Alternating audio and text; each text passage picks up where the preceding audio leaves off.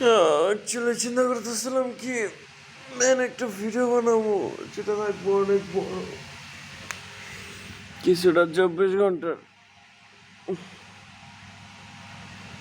যদি অ্যাকচুয়ালি 20 ঘন্টার একটা ভিডিও থাকে আমার আমার ইউটিউব চ্যানেলে,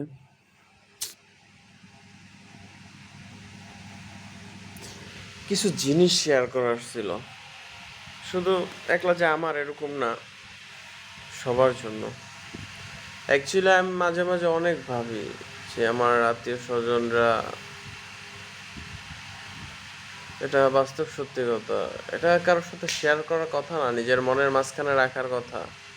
কিন্তু কি করব, এই দুনিয়ায় যদি পকেটে টাকা না থাকে, নিজের নামের সম্পত্তি না থাকে, জমি জায়গার দলিলপত্র না থাকে, তাহলে এরকম হাজার কষ্ট বুকের ভিতরে চাইপা রাখা, হাজার কথা বুকের ভিতরে চাইপা রাখা কোনো লাভ নাই। কেউ দাম দেয় না, কেউ আপনাকে রেসপেক্ট করে না। কিন্তু এই সব কথা যদি সবাইরে জানাই দিয়েও আপনার নামের সম্পত্তি থাকে, আপনার বাড়ি গাড়ি টাকা পয়সা ধন দৌলত থাকে, আপনার আপনার তাহলে আপনার সম্মানটা সবার কাছেই বেড়ে যাবে এবং কি আপনার রেসপেক্ট সবাই করব। ঠিক আছে? তো আমার ফ্যামিলি, আমার আত্মীয় স্বজন, আমার বন্ধু বান্ধব,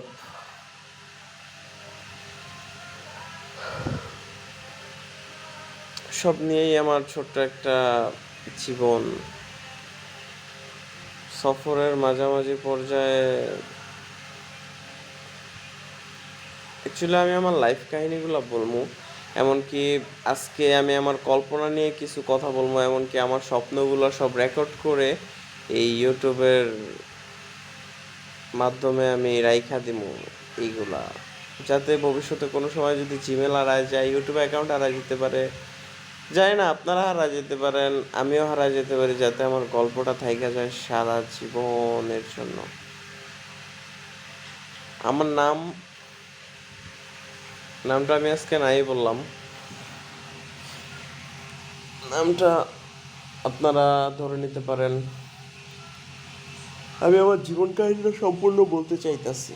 মূলত আমার জীবন কাহিনী, আমার লাইফের স্টোরি, আমার ছোট থেকে এখন পর্যন্ত জার্নি, আমার যত আমি দুঃখ কষ্ট ফেস করছি, যত কিছু শিখছি, সব কিছু মূলত একটা চ্যাপ্টার করে রাখতে চাই। আমার খুব ইচ্ছা যখন আমি একটা পর্যায়ে আমি কিছু টাকা জমাতে পারবো, অথবা ইনশাল্লাহ জমাবো। আমি একটা মুসলিম ঘরের সন্তান, কিন্তু তারপর আমার একটা ইচ্ছা যে আমার এই পুরো আহ, জীবন, যতটুকু জীবন আমি এই পর্যন্ত পার করছি, আমার বয়স প্রায় 25-এর কাছাকাছি, এক্স্যাক্টলি বয়সটা আমি বলবো না, এই জন্য ক্ষমা চেয়ে নিচ্ছি। আমার কিছু কিছু পার্সোনাল তথ্য আমি এগুলো লুকাবো, কিন্তু হ্যাঁ, আমার জীবন কাহিনীটা দেখে আমার খুব কাছের যারা, তারা অবশ্যই আমাকে চিনতে পারবে। তো মেন যে কথায় আসতেছিলাম, যে আমি একটা গল্প তৈরি করব, এমনকি এটা একটা স্ক্রিপ্ট। তো গল্পটা শুরু হয় 2004 সালের শুরুর দিক থেকে। তো তখন আমি খুবই ছোট, আরো পরে যাই 8 সাল থেকে।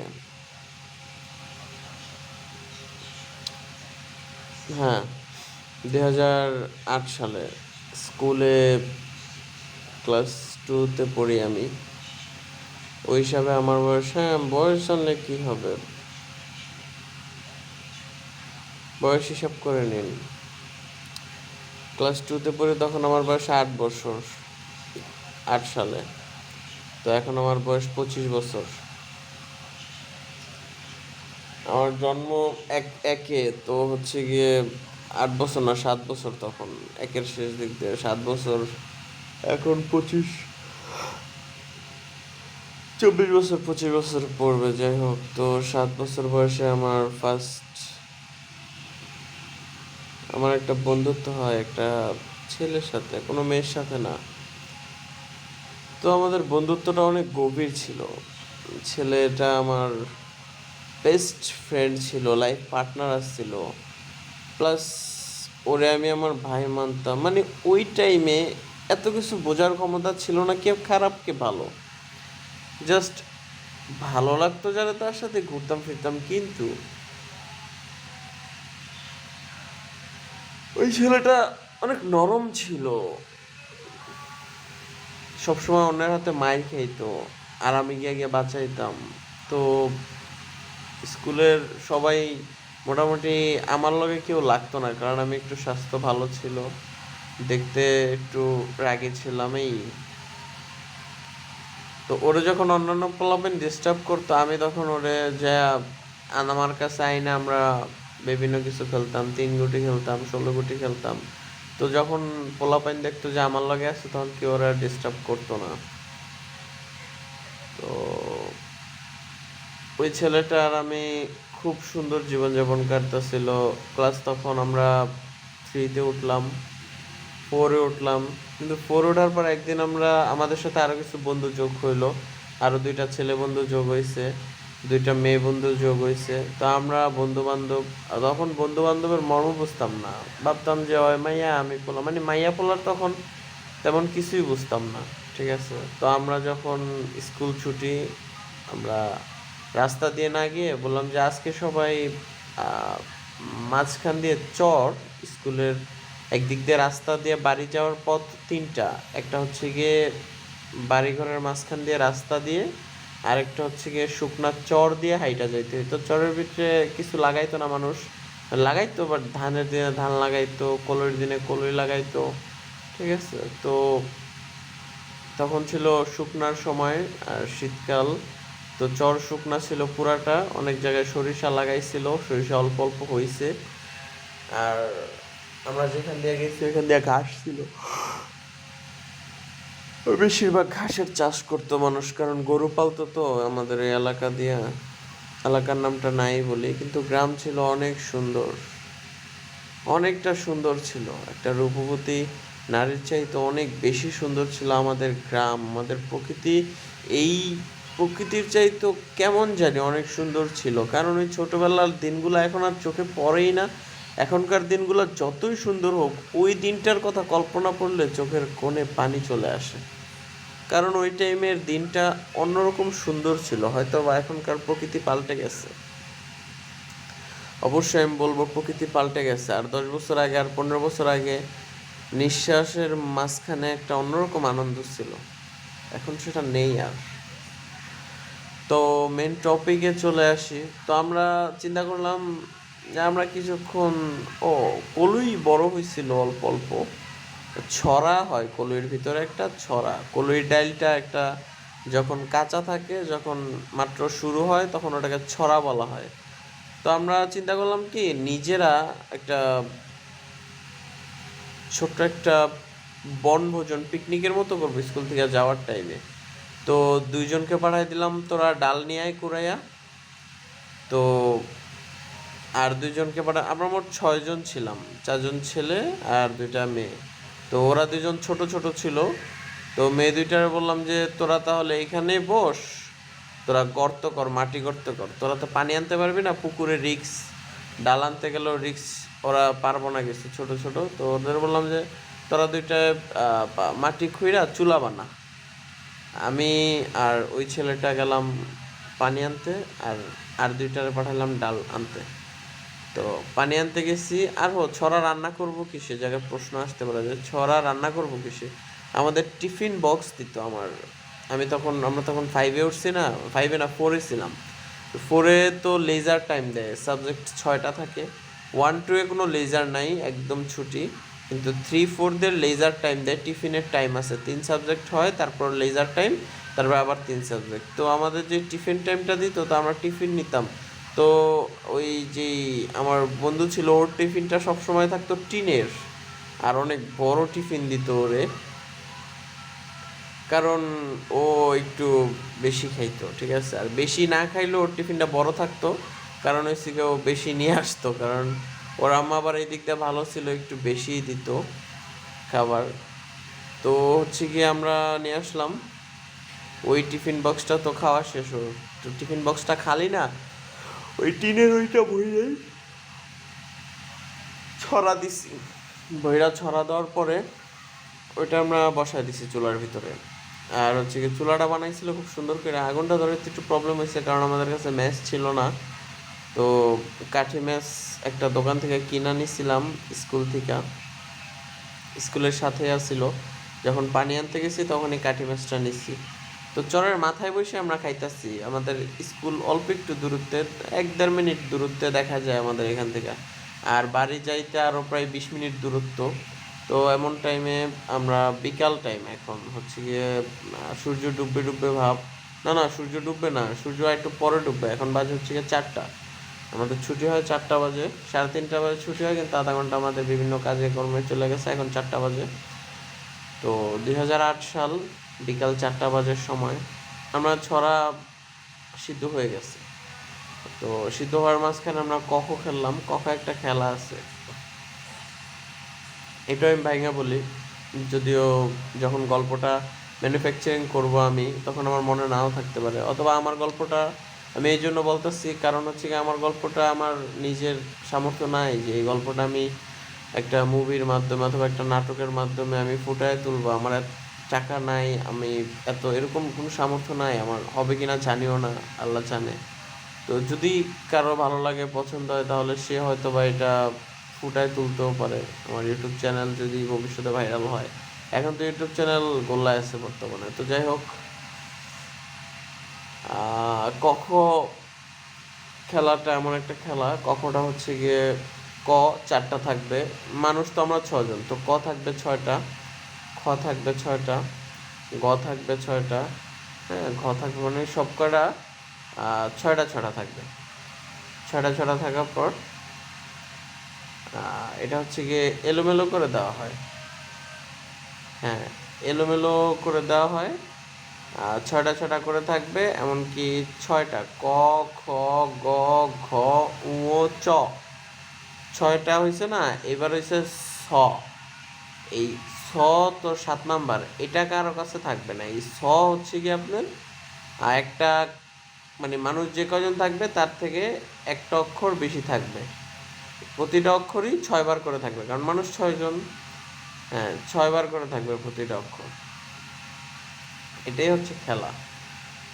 আর না না, মানুষ 6 জন না, প্রত্যেকটা অক্ষর 4বার করে থাকবে, সরি, প্রত্যেকটা অক্ষর 4বার করে থাকবে। ক 4টা, খ 4টা, গ 4টা, ঘ 4টা, ঠিক আছে। এবং এরকম করে 6 পর্যন্ত, চ, ও, চ, স, স পর্যন্ত 4টা 4টা করে থাকবে। তো মিলাইতে হবে 4টা 4টা করে। তো এগুলা সবাই মোট করে ভাঁজ করতে হবে, কাঠগুলা ভাঁজ করে মোট করে ফিক্কা মারবো, মানে মাঝখানে রাখবো সবার। তো সবাই 4টা করে কাঠ নেবে, বেশি না, 4টা করে কাঠ নিলে সবাই কাঠ নেওয়ার পরে মাত্র 4টা কাঠ নিচে পড়া থাকবো। না একটু ভুল হইতেছে, ওই যে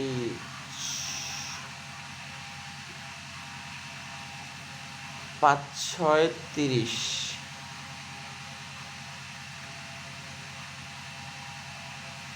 একটু ভুল হয়েছে, ভুলটা আমি করে দিচ্ছি, মীমাংসা করে দিচ্ছি। এই ক খ চ, ক খ গ ঘ উ চ, এই চ পর্যন্ত সে 4টা করে কাঠ থাকবে, ঠিক আছে। আর যেই ছ, 6 নাম্বার কাঠটা, এটা হচ্ছে গিয়ে মানুষ যে কয়জন ওই কয়টা কাঠ থাকবে, 6টা কাঠ থাকবে, ঠিক আছে। মানে 6টা ছোট ছোট টোকেন থাকবে, টোকেনগুলো ভাঁজ করা থাকবে। 6টা হচ্ছে গিয়ে 6টা থাকবে। তো প্রতিজন প্রতি 5টা করে টোকেন নেবে, ঠিক আছে, 5টা করে টোকেন নেবে। এবং একজন দেখবে যে 6 জনের ভিতরে কার 4টা টোকেন একই রকম, যেমন ধরেন একজনের 2টা খ পাইছে, 2টা ক পাইছে, একটা উমো পাইছে, তারটা হবে না, সে মিলে নাই। তখন সে কি করবে, তার হাতের যে উমোটা, আমি তার জায়গায় হলে কি করতাম, আমার হাতের উমোটা আমার ডান পাশে যে আছে ওর কাছে পাস করে দিতাম। গেম এটাই, একজন আরেকজনকে পাস করতে করতে 4টা এক অক্ষর মিলাতে হবে। তো উমোটা পাস করে দিতাম, কারণ উমোটা কম, ওটা একটা, ওটা পাস করার পর ও আবার ওর পাশের জনকে ওর যেটা পাস করার প্রয়োজন ওটা পাস করে দিত। এভাবে ঘুরতে ঘুরতে আবার আমার বাম সাইডে যে আছে ওর কাছে এক সময় এসে পড়তো পাসের টোকেনটা, তো ও আবার ওর দরকার নেই হচ্ছে ক, কিন্তু আমার কাছে তো দুইটা ক আছে, তো ও যদি ক দেয় তাহলে আমি ক তিনটা জমাইয়া খ পাস করে দেব, আর যদি খ দেয় তাহলে খ তিনটা জমাইয়া কটা পাস করে দেব। মানে যেই অক্ষরের টোকেনটাই আমার হাতে পড়ুক না কেন, যেই আগে চারটা টোকেন মিলাইতে পারবো সে উইন, যে দ্বিতীয়তে মিলাইতে পারবো সেও উইন। ঠিক আছে, এরকম করে লাস্ট ব্যক্তি বাদে আর সবাই হবে কি উইন। ঠিক আছে, তো এরকম করে হচ্ছে গিয়ে এই খেলাটা খেলা হয়। খেলাটা খুবই মজার খেলা, অস্থির একটি খেলা, যদি এটা সঠিক নিয়মে খেলা যায়। আমি যে নিয়মটা বলছি ওইটা হচ্ছে সঠিক নিয়ম, লাস্টে যে নিয়মটা বলছি। অনেকে ভুল নিয়মে খেলে, তো ভুল নিয়মে খেলে তাদের মাঝখানে মজা হয় না, ঝগড়া হয়। ঠিক আছে, তো তো আমরা খেলা শেষ করতে করতে এই যে ছড়া হয়ে গেছে, ছড়া ভাগাভাগি করলাম, খাইলাম। কিন্তু এই ছড়া খাওয়ার মাঝখানে আর যে দুইটা ফ্রেন্ড আছিল, ওরা ওদের বাড়ি একটু দূরে ছিল, ওদের মাঝখানে একজন আমার সাথে যে আসছিল ওকে একটা ধাক্কা দিয়ে দিল হুদাই, এই ছড়ার জন্য শুরু ছড়ার জন্য একটা ধাক্কা দিয়ে দিছে। তো আমি বললাম যে ধাক্কা দিলে কে, বা সরি, তখন তো ছোট্ট ছিলাম, বলছি মাফ চাও। মাফ চাইবো না, আমি বলছি ঠিক আছে তাহলে তুমি আজকে সে কথা বলবো না। তো ও না কি যেন বলতেছিল আমি বুঝতেছিলাম না। তো ছোট থেকে আমি বেশি কথা পছন্দ করি না, স্যারা যদি বেশি কথা কইতো আমি আস্তে করে কইতাম স্যার একটু শিশি দিয়ে আসি, বাথরুমে যে আধা ঘন্টা পর আসতাম। লেকচার আমার পছন্দ, বাট ভদ্র লেকচার, মানে লেকচারটা এরকম হইতে হইব মনের মতো, কথাটা এরকম হইতে হইব যে কথা থেকে কিছু আমি শিখতে পারতাছি। টাইমটা আমার একেবারে বাজে যাইতাছে না। ঠিক আছে, আজকে আমি গল্পগুলো বলতেছি, এটা কাদের কাজে লাগবে? বিভিন্ন প্রডিউসার, লেখক, অথবা কবি, অথবা গল্পকার, অথবা সাহিত্যকার, তারপর হচ্ছে গিয়ে মানে এমন না যে তারা আমার কাছে ঠেকা, বাট আমি কাউকে হিন্ন করার জন্য না, আমি সবার ছোট, অবশ্যই আমি সবার ছোট, আমি একজন জুনিয়র, সবাই আমার অনেক সিনিয়র, আমি সবার সম্মান করি, কিন্তু আমার গল্পটা আপনাদের অবশ্যই একটু না একটু কাজে লাগবে, কোনো না কোনো জায়গায় যে মনে হবে যে না ওর গল্পটা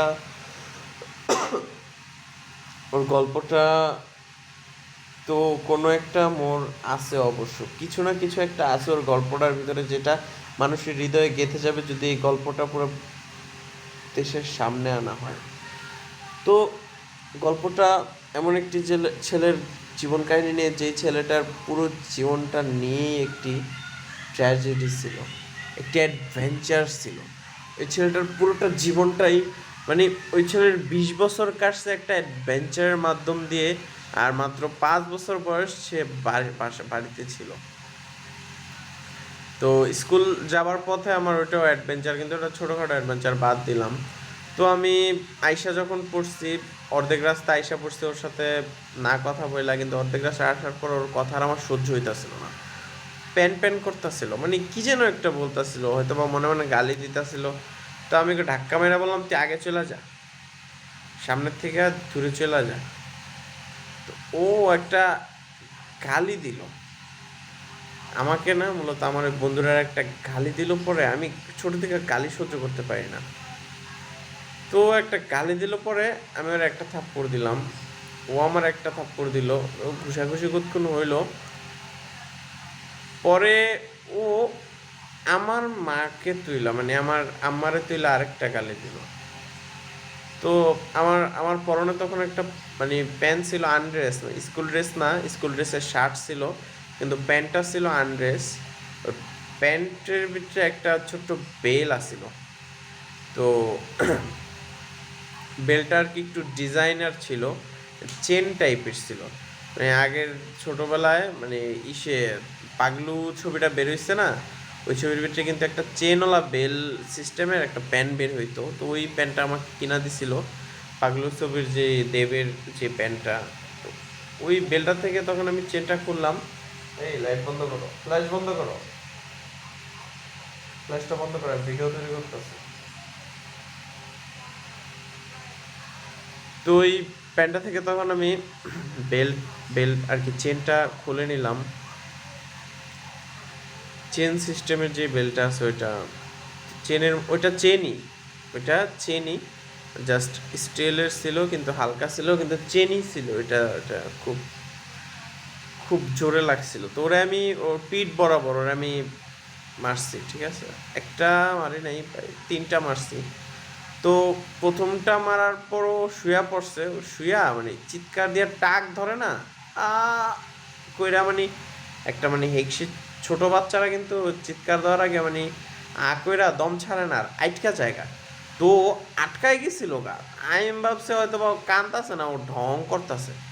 আমি তো রাগের মাথায় সেকেন্ড দেরি করি না, একটা মাইরা আরেক সেকেন্ডে আরেকটা মাইরা দিছি। তখন দেখছি ও চিৎকার করে না, 2 সেকেন্ড পর আরেকটা মাইরা দিছি। তখনও উল্টা হইছে, তখন দেই মানে ও ঘুইরা গেছে গা। 3টা বাড়ি পড়ছে পরে ও মানে আর সহ্য করতে পারে না, ও ঘুইরা দেহে ও কইরা রইছে। তখন আমি ভয় পেয়ে গেছি, কিরে ও প্রথম তো উল্টো হয়ে গেছে গা, পিঠ ধরে উল্টো হয়ে গেছে গা, মাটির ভিতরে পুরা চিৎকার দিয়ে টাক ধরে রয়েছে। আমি তো চিৎকারে আলাপ পাই নাই, তো ওরে মারতাছিলাম। 3টা মারার পরে দিয়ে মানে ঘুরছে আমার দিকে, ফিরছে, ফিরা দিয়ে চোখ বন্ধ করে করে রয়েছে। তখন আর আমি মারি নাই, থাইমা গেছে গা। তো প্রায় 15 সেকেন্ডও দম সারে নাই কোনো, কইরা ছিল। তারপরে এমনি আবার দম টান দিয়া পরেলা চিৎকার স্টার্ট করছে। আমি ওরে আমি এরকম না আবার যে কাউরে মারার পরে আবার বুঝামো যে না না কান্দিস না কান্দিস না। তখন একটু মানে অন্যরকম বাচ্চা ছিলাম, ঠিক আছে, কিন্তু কেউ আমার মাকে গালি দিলে না আমার আমার মানে মাথাটা মানে অন্য পর্যায়ে চলে যায়, অ্যাটলিস্ট কিছুটা ভয়ঙ্কর স্বভাবের দিকে, মানে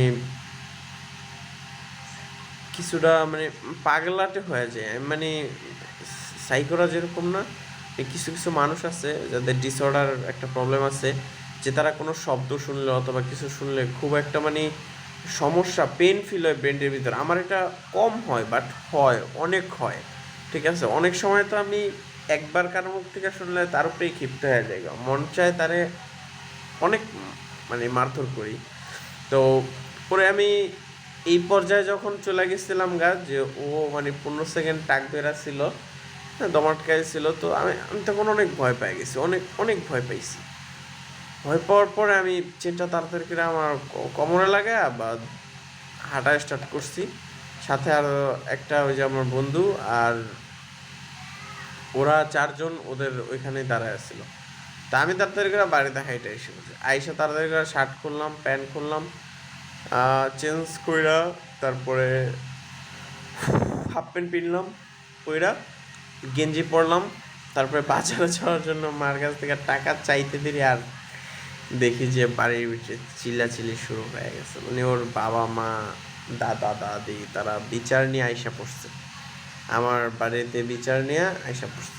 আসার সময় দেখলাম যে ওর দাদি, ও আমিও তো ছোট তখন, আমি তো বড় না যে কেউ আমাকে ধরবো মারবো, আমি তো ছোট, কেউ আমাকে ধরার আগে আমার আব্বা তো আছে, দা নিয়ে কোপাইবো। তো কথা হচ্ছে কি, ওর দাদি যখন শার্টটা খুললো ওর পিঠ থেকে, দেখলাম যে শার্ট আর পরায় নাই, ঠিক আছে, শার্টটা এমনি মানে বুতাম খোলা অবস্থায় গায়ে দেওয়া অবস্থায় আনলো। শার্টটা আমাকে সামনে এনে যখন খুলছে, তখন দেখলাম যে পিঠের ভিতরে 3টা মানে একটা দাগ একবারে অনেক বেশি রক্ত মানে ছিটা ছিটা বের হইতাছে, ঠিক আছে, মানে আর 2টা দাগ লাল হয়ে রইছে, কাটে নাই, কিন্তু একটা দাগ পুরো কাইটা গেছে গা। প্রথম বাড়িটা সম্ভবত ওইটা কাইটা গেছে গা। প্রথম বাড়িটা দিছি আমি, শরীরে যত জোর ছিল আমার, ঠিক আছে, তো ওইটা কাইটা গেছে গা, আর শার্টটাও লাল হয়ে গেছে রক্তে। তো আমার আব্বা তো বাইরে ওটায় বের হয়ে বসে রয়েছে, আমারে কোনো কিছু কয় না। আর মায়ে তো কথাবার্তি কইতাছে, শোনাইতাছে, এই সেই বক্কর চক্কর, লেখাপড়া করে না, হ্যাং ত্যাং মারামারি করে। তো আব্বাই খালি জিগাইছে দূরি, আরে মারছস কে? ঠিক আছে, আব্বা একটা মুগুর লইছে আমার বাইরেইব। তো আমার চাচা মাচা বেজে আইয়া ফিরাইছে যে এই পোলারে মুগুর দিয়ে বাড়ি দিলে পোলা মরে যাবো গা। আমার জিজ্ঞেস যে আরে মারছস কে? বলছে হয় আম্মারা তুই লাগাই দিছে, ঠিক আছে। আম্মাও মানে জিগাইছে, মানে সবাই একলগে জিগাইতেছে যে মারছো স্কিল লেগা। তখন আমি আব্বারে প্রথম আম্মারে কইছি যে তোমারও তুইলা গালি দিচ্ছে, তারপর আব্বারে কইছে হয় আমারও তুইলা গালি দিচ্ছে। সবাই চুপ, এক কথায় সবাই চুপ, ঠিক আছে। কিন্তু ওর দাদি চিল্লান দেয়া উঠছে, হ্যাঁ গালি দিছে দেখা তুই এমনি মারবি।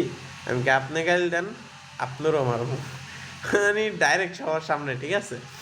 তখন মানে উগ্র উগ্র মেজা, মানে ওই টাইমে চিন্তা ভাবনা ছিল না অন্য কিছু, জাস্ট এতটুকু চিন্তা ছিল যে তোরে, তোর লগে আমি খেলায় হারছি, তোরে আমি হারাই দিছি, আমি জিতে গেছি, তুই আমার হারাবি, সমস্যা নেই হারা। তোর আমি 10 টাকা ছিড়ালাইছি, তুই আমার 20 টাকা ছিড়ালা। তোর আমি ডাক্কা দিছি, তুই আমার ঘুষি দে, সমস্যা নাই। তোর আমি বাড়ি দিছি, তুই আমার 10টা বাড়ি দে, কিন্তু আমি তো তোর গালি দিই নাই, তুই কেন আমাকে গালি দিবি, ঠিক আছে। তখন আমি গালি, অ্যাকচুয়ালি সত্যি কথা বলতে তখন আমি গালি জানতাম না, গালি শিখি নাই। কারণ আমি কাউকে গালি দিতাম না, গালিটাকে আমি খুবই মানে রাতে একা একা ভাবতাম যে গালিটার অর্থ কী। আমি শুধু আমাকে যে গালি দিছে ওই গালিটা ভাবতাম না, একজন আরেকজনকে যে গালিটা দেয়, আরেকজন আবার মাকে জিজ্ঞাসতাম, মা শালা মানে কি? তো মা বলতো শালা, শালা মানে কি, তো কে বলছে এটা? তো মা শালা, শালা মানে কি বলো না আমাকে। বলছে না, আমি আমি শুনছি। কার মুখে শুনছেন? ওই যে বিয়া কাকায় বলে শালার পর শালা। কারা বলছে, তোরে বলছে? না আমার বল না, ওই যে আরেকজন লোকেরে বলছে ছিল শালার পর শালা দুষ্টামি করে কইছে। আমি কি দুষ্টামি করে তো বলছে, এটা খারাপ কথা অনেক? না না এটা ভালো, অতটা খারাপ না। আমি কি কি শালার পর শালা মানে কি? শালার পর শালাটা খারাপ, কিন্তু শালাটা ভালো কথা। শালাটা হচ্ছে গিয়ে তুই বিয়ে করলে তোর স্ত্রীর যে ছোট ভাই থাকবো সে তোর শালা হবে। আমি বললাম আমি তো বিয়ে করবো না, তাহলে আমার শালা হবে কেন? মানে ছোটোবেলায় আমি এক কথা বলতাম যে আমি বিয়ে করবো না, ঠিক আছে। কারণ দেখতাম যে সবসময় স্বামী স্ত্রী বেশিরভাগ হালকা পাতলা ঝগড়া লাগে, আমি এটারে খুব অপছন্দ করতাম। আমি বললাম, আমি তো বিয়ে করবো না, ঠিক আছে। তো শালা, শালা কি হবে? এখন বড় হয়েছে, এখনো চিন্তা ভাবনা আছে বিয়ে করবো না। কারণ কথা হচ্ছে বিয়ের সাপোর্টে কখনো ছিলাম না। আরেকটা কথা, ওটা হচ্ছে গিয়ে শালার যে বিষয়টা, মা বলছে যে শালা লাগে হচ্ছে গিয়ে দুলাভাই, বোন বিয়ে দিলে বোনের জামাই তোর দুলাভাই লাগে। যেমন তোর বরাপুরে বিয়ে দিছি না, আমি বললাম হ্যাঁ তোর দুলাভাই না, আমি বললাম হ্যাঁ, তো তোর দুলাভাইয়ের তুই শালা লাগস। আমি বললাম তো ভাইয়া তো আমাকে সবসময় ভাইয়া বলে ডাকে, নু ভাইয়া। তখন আমি তো ছোট ভাইয়া বলে ডাকে আমাকে, ছোট ভাইয়া। তো মা বললো যে ঠিক আছে, তো তো তোরে তোরে ছোট ভাইয়া বলে কারণ তুই হচ্ছে গিয়ে মানে ছোট, তো এর লেগে তোর শালা কানা, শালা জিনিসটা বলে না অনেকে, অনেকে ভাইয়াই বলে, কিন্তু ওর শালা লাগে। তোর হচ্ছে দুলাভাই লাগে, তোর শালা বাবু লাগে। আর তার তুই শালা লাগস, তুই ছোট না তার স্ত্রীর। আমি বললাম যে ও আচ্ছা আচ্ছা, এটাকে শালা বলে। আর শালার পুত মানি, তোর যদি ছেলে মেয়ে হয় তাহলে তোর দুলাভাইয়ের তুই লাগবি, তোর ছেলে লাগবে শালার পুত। আর বললাম যে শালার পো শালা মানি, বললাম যে পাকনা করে পাকনা, তোরা এত কিছু শিখতে হবে না, তুই ঘুমা। তখন আমি রাত্রে ওই জিনিসটা মিলাইতাম যে শালার পো মানে শালার ছেলে। তো শালা যদি হয় স্ত্রীর বউয়ের ভাইয়ের নাম, ভাইয়ের সম্পর্কর নাম, তো শালার ছেলে হবে নিজের ছেলের মতো, শালা যদি হয় ভাইয়ের মতো। তো ছেলের বোন যার কাছে বিয়ে দেবে সে আবার তাকে শালা বলতে পারবে। তো যেহেতু সেই দুজনকে শালা বলছে, সে কজনকে বিয়ে করবে, ঠিক আছে। এরকম মিলাইতাম। তো শালার পো শালা মানে শালার পো, তুইও শালা, তোর পোলায় আমার শালা, ঠিক আছে। তো তুই শালা তো তোর বোনের বিয়ে করছি হিসাবে, আর যদি তোর পোলায় শালা হয় তাহলে তোর মায়ের বিয়ে করছি। তো বিয়ে আপনি কারে করবেন, আর বোনের না মায়েরা? তো এই জিনিসটা এখন খুব কনফিউজে ছিলাম। তা আমি কোনো সময় এই গালিটা কাউরে দিইনি। আমি এখন পর্যন্ত বলতে পারবো শালার পো শালা এই গালিটা আমি এখন পর্যন্ত কাউরে দিই না। মানে এখানে হয়তো বা অনেকবার উচ্চারণ করতেছি, ঠিক আছে, কিন্তু এমনিতে এই গাড়িটা আমি কারো দিই না। আর বেশিরভাগ গাড়িটা অরিজিনাল হালার গাড়ি, হালার গাড়ি, হালার পোহালা এমনি মানুষ দেয়। ঠিক আছে, তো এমনি গাড়িটা দিলে হালার পোহালা, ঠিক আছে, মানে শালার পো শালা, পো তো মানে বাচ্চা, শালার পো বোঝে, আর হালার পোহালা এটা আবার অন্যরকম হয়ে জায়গা। তো হচ্ছে মাদারীপুরে এইভাবেই দেওয়া হয়। তারপর হচ্ছে গিয়ে শরীয়তপুর জেলা আছে বরিশাল বিভাগে, তো আমি ওইখান থেকেই বিলং করি। আমাদেরটা হচ্ছে গিয়ে বরিশাল মেইন এরিয়াতে পড়ছে, আমাদেরটা মাদারীপুর না, বরিশালে পড়ছে। তো আমাদের ওইদিকে বেশিরভাগ আঞ্চলিক এটাই হালার পোহালা। তো আমার এই স্কুলে গেল আমি এক ঘোড়া হিসাবে থাকতাম, 5 উঠলাম, 6 উঠলাম, ওই 4-এ একটা মারামারি স্টোরি। তারপরে এখন চলে যাব হচ্ছে গিয়ে 2013 সালে 8-এ। ওই দিন রাত 8টা বাজে আমি সাইকেল নিয়ে বিন্দাস আমাদের বাজার চলে গেছি। 8:30 9টা একটা ছবি চালু হয়েছে হোটেলের ভিতরে। তো আমি পুরি সিঙ্গারা অর্ডার দিলাম 50 টাকার, 10টা প্রায় 5 টাকা করে বড় বড় পুরি। তো 8টা খাইয়া মানে 8টা খাইয়া 1 ঘন্টা হয়ে গেছে গা, পেট পুরা ভরে গেছে গা। ছবিও প্রায় এই অর্ধেক শেষ। টাইম 9:30, আর অর্ধেক শেষ হতে 10:30 বেজে গেছে, কিন্তু লাস্টের 2টা আর আমি খেতে পারতেছিলাম না, 2টা পুরি ছিল। তো পুরি 2টা আমি একটা পলিথিনে পরে মানে পেট বেশি বেড়ে গেছে গা। 4টা সিঙ্গারা খাইছি, তো 4টা সিঙ্গারা, হ্যাঁ, তো 5টা পুরি, না 3টা পুরি, 5টা অর্ডার দিছিলাম। 3টা পুরি, 4টা সিঙ্গারা, আর একটা সিঙ্গারার প্রায় অর্ধেক খাইয়া অর্ধেক ওই ছাবা ছোবা ফালাই দিছি, আলুগুলা খাইছি। এই পেট অনেক ভরে গেছে। ঠিক আছে, 10:30 বাজে সাইকেলটা নিয়ে রওনা হইলাম। সাদুর বাজারে এসে দেখি আরেকটা হিন্দি ফিল্ম শুরু হয়ে গেছে।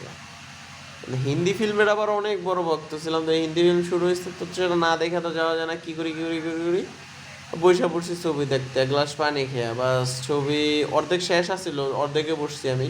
10:30 থেকে 11:30 পর্যন্ত ছবি চললো। অ্যাডভেস্ট প্রায় 12টা বেজে চাইবো। তো আমি তাড়াতাড়ি সাইকেল করে দোকান টোকান সব বন্ধ করে দিচ্ছি, একটা দোকানে খোলা ছিল। তাড়াতাড়ি সাইকেলটা লয়ে আমি রওনা দিলাম। তো সাথে আমার একটা বাটন ফোন ছিল ছোট, না গ্যাস লাইট ছিল, সরি, আমার গ্যাস লাইট ছিল, মনে আছে। তখন 2013 সাল, আমি ক্লাস 8-এ পড়ি। এটে পরীক্ষা দেয়নি তখন, ফাইনাল পরীক্ষা। তো আমি পাকা রাস্তা ছিল প্রায় 2 কিলোমিটার। 2 কিলোমিটার সাইকেল চালাতে প্রায় 20 মিনিট লাগতো। সাইকেল চালায় আস্তে আস্তে প্রায় 12টা 5-10 এরকম বাজে। আর কাঁচা রাস্তা ছিল প্রায় 1 কিলোমিটার, অনেক মোড় ছিল প্রায় 4টা মোড়ের ভিতরে কবরস্থান ছিল প্রায়। প্রথম 1/2 কিলোমিটার যাইতে কবরস্থান 2টা পড়তো। আর পাকা রাস্তা থেকে মাটির রাস্তা যে সংযোগটা থাকতো, ওইখানে কবরস্থান ছিল একটা। বরিশালের তো একটা অন্যরকম একটা নিয়ম হচ্ছে গিয়ে, যার বাড়ির সামনে শেষে কবর দেয়, যে বাড়ির পাশে কবর দেয়, একটু দূরে কবর দেয়, অথবা কোনো বাগানে নিয়ে কবর দেয়, অথবা বাড়ির মাঝখানেই কবর দিয়ে রাখে, মানে আলাদা আলাদা কবরস্থান। ঠিক আছে, তো সবার কবরস্থান এক না।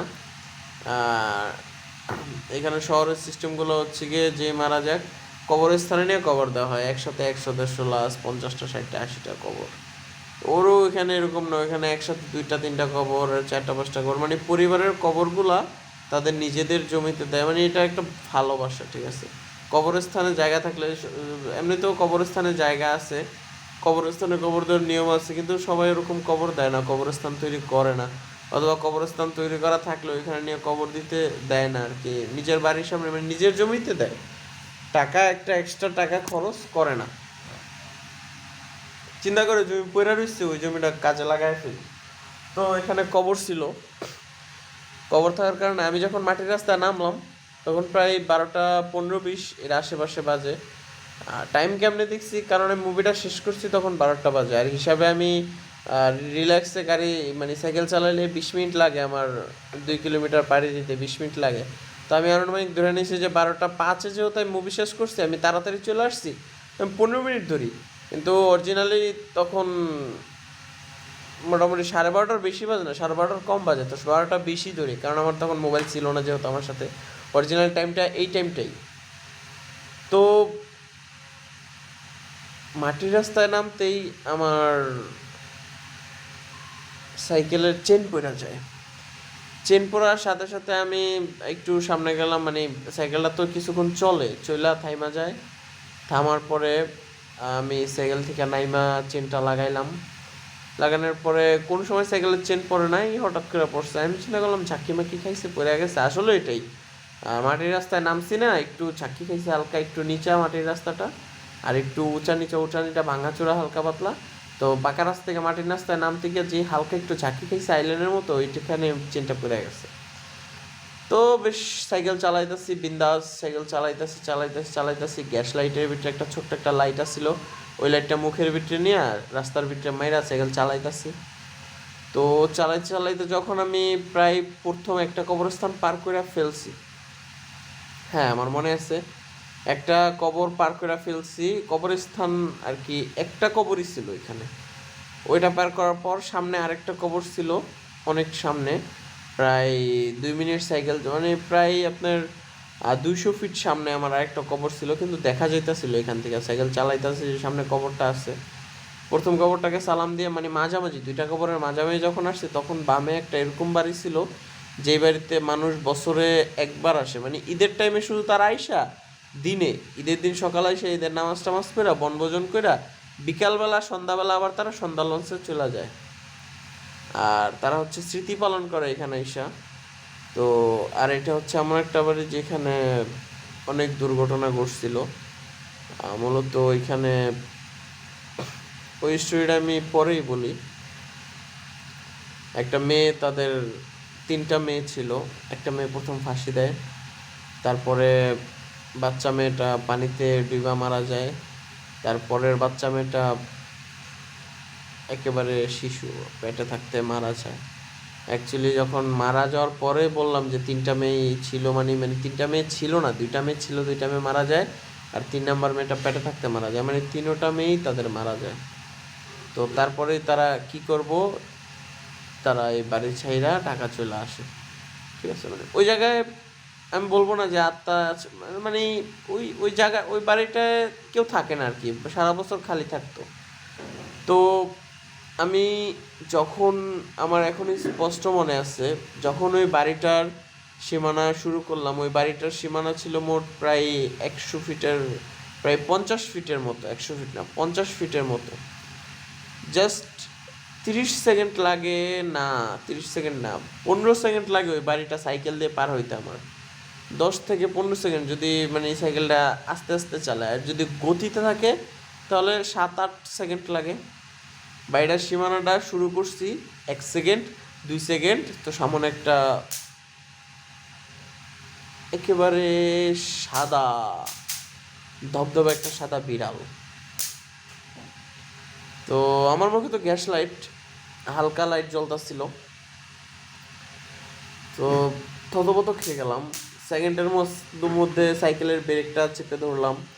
ব্রেকটা চেপে ধরার পরও সাইকেলটা কন্ট্রোল হইল না, বিড়ালটার ওপরে উঠে গেল সাইকেলটা। তো বিড়ালটার ওপরে ওঠার পরে বিড়ালটা বললো ম্যাও। তখন আমি দাগটা শুই না, আমি সাথে সাথে সাইকেলটা, মানে ব্রেক করার পরে প্রায় একটু সামনে গিয়ে ব্রেক হলো, বিড়ালটা চাপা পড়া। তো আমি প্রায় দেখলাম যে সাইকেলের চাকায় রক্ত, মানে সাইকেলের সামনের চাকায় রক্ত, পিছের চাকায় রক্ত। ঠিক আছে, আমি এটা দেখে সাইকেলটা তাড়াতাড়ি নামলাম, আমি নাইমা স্টার্ন কইরা পিছে তাকায় দেখি বিড়ালটা নাই। ঠিক আছে, বিড়ালটা নাই, রাস্তার ভিতরে দৌড় মাইরা পিছনে গেলাম একটু, যে না কোনো রাস্তার ভিতরে কোনো বিড়াল নেই, রাস্তার ভিতরে কোনো রক্ত নেই, চাকায় রক্ত আসলো কোত্থেকে। তাড়াতাড়ি চাকার কাছ থেকে গেলাম, দেখলাম যে চাকায় রক্ত নেই। মানে আমি জাস্ট তখন আর কি আমার রিয়েলাইজ হইতেছিল যে কি হইতাছে আমার সাথে। মাত্র না দেখলাম চাকায় রক্ত, চাকায় রক্ত দেখে আমি হাইপার হয়ে গেলাম। ঠিক আছে, মাত্র দেখলাম চাকায় রক্ত, চাকায় রক্ত দেখে আমি হাইপার হয়ে গেছি। তো আমি যখন বিড়ালটা মরছে, মানে মরে নাই, ও তো চাপা পড়ছে, চাপা পড়ার পরে অ্যাকচুয়ালি এতক্ষণ তো স্তব্ধতা পালন করছি। তো আমি তখন, মানে অ্যাকচুয়ালি তো তখন আমার সাইকেল ধইরা আমি সাইকেলের চাক্কার দিকে তাকায় রইছি, মানে সাইকেলের চাক্কার রক্তগুলা কোথায় গেল। এই কথাটা আমি ভিডিওর ভিতর 2-3 বার বলতাছি, কারণ আমি তখনও 2-3 বার ভাবতাছিলাম আর বলতাছিলাম। তো গ্যাস লাইটটা আমি হাতে নিলাম, হাতে নিয়ে লাইটটা এদিক সেদিক মারতাছি, চারিদিকে তাকাইতেছি, রাস্তার এই সাইডে খুঁজতেছি, তখন সেই বাড়িটার দিকে আমার চোখ পড়লো। আর দেখতে পাইলাম যে বাড়িটার গেটের সামনে সেই বিড়ালটা দাঁড়ায় রয়েছে। কিন্তু বিড়ালটা বিড়াল মনে হইতাছে না, মনে হইতাছে অন্য কিছু। বিড়ালটার লেজ দেখা যাইতাছে, 4টা পা দেখা যাইতাছে, কিন্তু মাথা দেখা যাইতাছে না।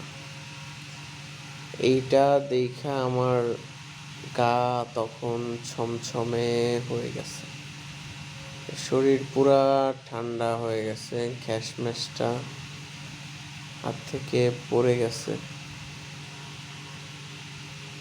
অ্যাকচুয়ালি মানে তখন আমার মন বলতাছিল যে তুই দৌড় দে, দৌড় দে, ঠিক আছে। কিন্তু আমি ওই জায়গা থেকে নিজের চোখ সরাইতে পারতাছিলাম না। সাইকেলটা স্টান্ট করা ছিল, সাইকেলটাও পড়তাছে না, ওই জায়গায় দাঁড়িয়ে রয়েছে। বিড়ালটা ওই জায়গায় দাঁড়িয়ে রয়েছে, কিন্তু এটা বিড়াল না কোনো অশরীরী, না ওটা কি। বিড়াল হইলে তার মাথা কই, তার চক্ষু কই, তার মুখ কই, তার পা তো ঠিকই আছে, নাকি ওইটা পুতুল। মানে আমার গা শুধু ঠান্ডা হয়ে যেতেছে, শীতল, মস্তিষ্কে কিচ্ছু ধরতেছে না, ভয়ে কলিজা কাঁপতাছে, হাত কাঁপতাছে, পাও লাড়ানোর ক্ষমতা হারায় ফেলছি আমি পুরা। মানে নিজের কন্ট্রোলে থাইকাও আমি নিজের কন্ট্রোলে নাই, চোখ সরাইতে পারতাছি না ওই দিক থেকে। হঠাৎ কইরা আমার কে জানি ধরলো পিছন থেকে, ধাক্কা দিল, জোরে ধাক্কা দিল, মানে আমার পুরা লাড়ায় ফেললো, হাত কাঁধে কাঁধে ধইরা মানে ঝাক্কি দিল একটা। আমি মানে অবাক হয়ে গেলাম, হ্যাঁ কি, পুরা মানে পুরা শরীরটা যেন আমার বরফ থেকে মাত্র ছুঁইটা গেলাম গা আমি। মানে আমার তখন শরীরের একটা কন্ট্রোল ফিরে আইলো। আমি তখন তাকাইলাম, ঘাটটা ঘুরে তাকাইয়া দেখলাম যে আমার কাকায় বলতেছে, তুই এত রাত্রে জায়গায় দাঁড়াইছিস কি লেগা। তো আমি বললাম হ্যাঁ। বলতেছ তুই দাঁড়ায় আসছিস কি লেগে এত রাত্রে, সাইকেলের জায়গায় লো এমনি দাঁড়ায় আসছিস কি লেগা, আর ওইদিকে তাকায় রইছিস কি লেগা। কাকায় তখন, এরকম একজন লোক ছিল আমার কাকায়, এখনো জিন ছাড়াইতো। তো আমি বললাম, কাকা আপনি কই থেকে আইলেন। কইতে আমি কই থেকে আইলাম, মানে আমি কই থেকে আইলাম এটা দিয়ে কি করবি তুই, তুই এই তো রাত্রে এই জায়গায় গেলি গা, তুই বাইক যাস না গেলি গা, তুই রাইতে এনো কি করস। তো আমি কইলাম, কাকা আমি তো বাজারে গেছিলাম। তো বাজারে গেছিলি তুই এনো, এটা কি বাজার। আমি কইলাম না এটা বাজার না, তো তুই এনো আইসস কি লিগা। আমি কইলাম কাকা না হেনি তো, আমি বাসায় যেতেছিলাম। কয় বাজে কয়টা। হ্যাঁ কাকা বাজে বাজে তো কাকা। তখন কয় বাজে এখন কয়টা, 2টা বাজে। তখন আমি অবাক হয়ে গেলাম গা, 2টা বাজে, কিভাবে 2টা বাজে। আমি তো রওনা দিছি 12টা বাজে, 12টা 5, সর্বোচ্চ 12টা 20 বাজবো, 12:30 বাজবো, একটাই বাজলো। আসতে আসতে 20 মিনিটের বেশি আমার লাগে না, 30 মিনিট লাগলো, না হয় 40 মিনিট লাগলো। একটার কম বাজার কথা, একটার বেশি তো বাজার কথা না। তাহলে কি ওই বিড়ালটার দিকে আমি 1 ঘন্টা তাকাইছিলাম, নাকি 1.5 ঘন্টা তাকাইছিলাম, নাকি আমাকে তাকায় থাকার সময় আমি এই 1.5 ঘন্টা এখানে দাঁড়াইছিলাম, রাত্র কইরা, তাহলে কি 1.5 ঘন্টা আমি কি চিন্তা করছি, এই 1.5 ঘন্টা কই গেল? তখন আমার শরীর গরম হইতে থাকলো। আমার শরীর এতক্ষণ ঠান্ডা ছিল, এখন গরম হয়ে যেতেছে গা। তখন কাকাই আমার গায়ে হাত দিল, দেখতেছে আমি কাঁপতাছি। কাঁপুস কেন কাকা, শীত লাগতাছে? তখন কাকাই আমার গলায় হাত দিয়া, আই হায় তোর শরীর তো গরম হয়ে গেছে গা, তোর যে জ্বর আইছে, তোর সাইকেলের চালান লাগবো না, তুই তুই হাঁট, তাড়াতাড়ি হাঁট, জোরে জোরে হাঁট, আর আউযুবিল্লাহ পড়। বললাম যে কাকা ঠিক আছে, জোর জোরে হাঁটতাছি, আউযুবিল্লাহি মিনাশ শাইতানির রাজিম পড়তাছি বারবার। তো ডাইনে বায়ে কাকায় তাকাইতে না করলো, তো আমি তাকাইলাম না। বাসায় যাইতে আমাদের আরও প্রায় 20 মিনিট টাইম লাগলো। তো বাসায় যাওয়ার পর জানতে পারলাম যে মায়ে কাকারে কইছে যে আমি বাসায় নেই। তো কাকায় বাড়ির থেকে বেরোয় রাস্তা দিয়ে আমার খুঁজতে বেরিয়েছিল, তখনই আইসা দেখে আমি জায়গায় দাঁড় রয়েছি। বাসায় গিয়া টাইম দেখলাম যে প্রায় 2:45 বাজে।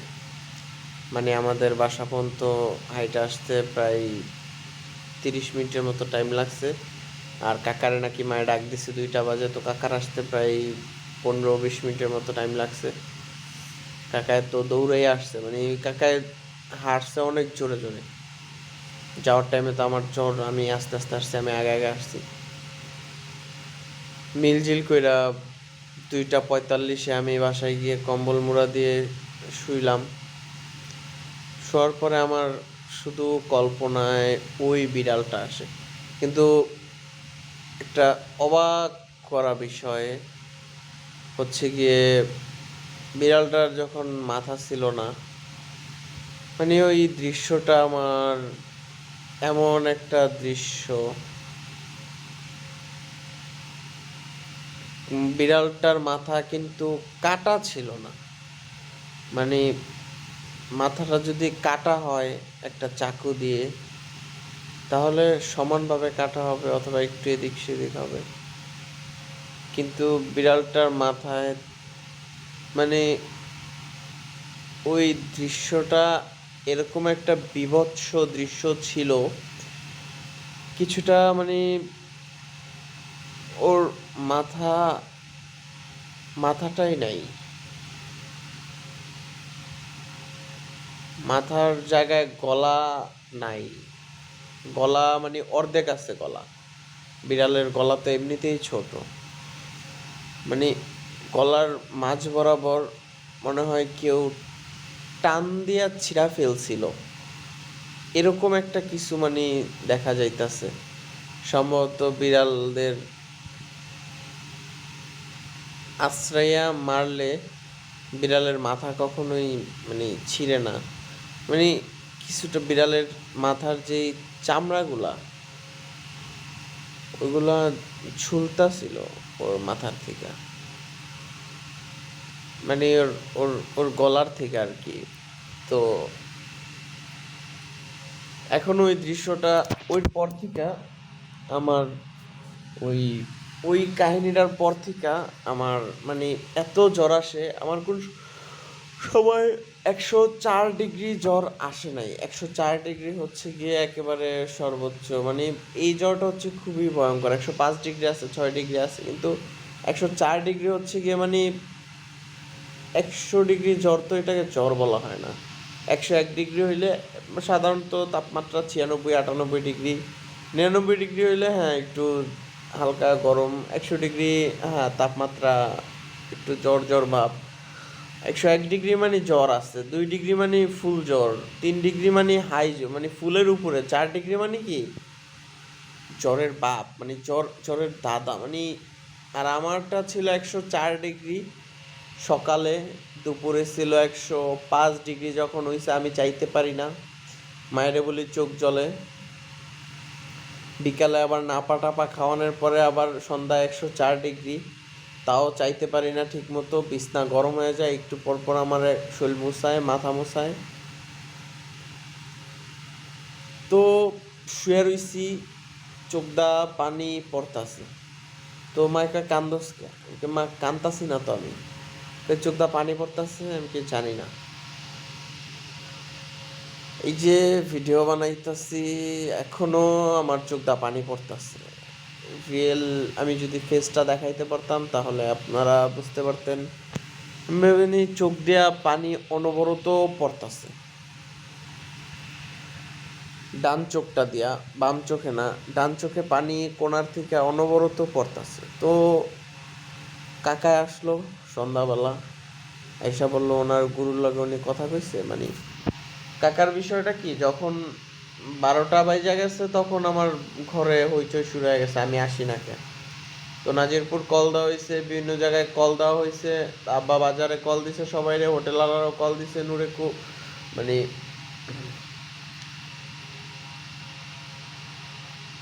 ওই হোটেলওয়ালার নাম ছিল হইলো গিয়া মিষ্টি দোকান, ঠিক আছে। তো ওই জায়গায় সবাই নাড়ু মিষ্টি হইতো, মানে নাড়ু বানাইতো। তো নাড়ুওয়ালারে ফোন দিছে যে নাড়ু ভাই, আমার ছেলে, ছোট ছেলে তো ঘরে নাই, ও কই, ঠিক আছে। তো নাড়ু দাদা, উনি আর কি, আমি আমি কাকা কইতাম, দাদা না, সরি।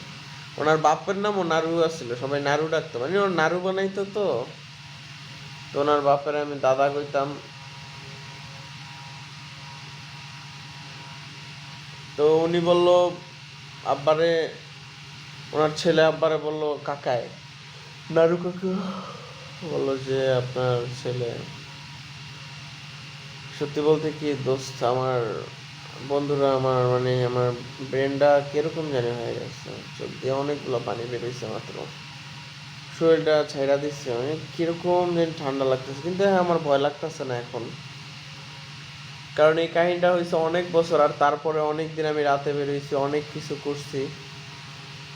তো আরও 2টা ঘটনা আমার সাথে ঘটছে, কিন্তু আমার কখনো ক্ষতি হয়নি আল্লাহর রহমতে। আমি এখনো রাত্রে 1টা 2টা অথবা মাঝে মাঝে 12টা বাজেও বাসায় আসি হাইটা হাইটা, আমার কোনো ক্ষতি হয় না ইনশাল্লাহ, কোনো কিছু দেখিও না। কিন্তু এই যে স্মৃতিটা আমার ব্রেনটে ঢুকছে, এই স্মৃতিটা তো আমি মানে ভোলার মতো না, এই স্মৃতিটা তো ভোলার মতো না।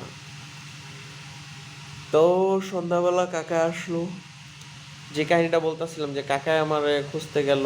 আমার মা তখন 12টা বাজে গেছে, সবার ফোন দেওয়ার পরে যখন দেখে যে আমি রাস্তায় এতক্ষণ কি করি, 2 ঘন্টা কি রাস্তায় লাগে নাকি? 2 ঘন্টা লাগলে রাত্রে 10টা বাজে যদি বের হই তাদের দোকান থেকে, তারা তো জানে না আমি সাধুর মানে মাঝখানে আরেকটা বাজার পরে ছোট্ট, ওইখানে এসে আবার একটা ছবি দেখতে বসে পড়ছি। তখন এই 12টা বাজে হুইস্তুর, তো বাসায় আসতেছে। যদি আমি মানে 12:30 বাজে বাসায় এসে পড়তাম তো কোনো সমস্যা ছিল না।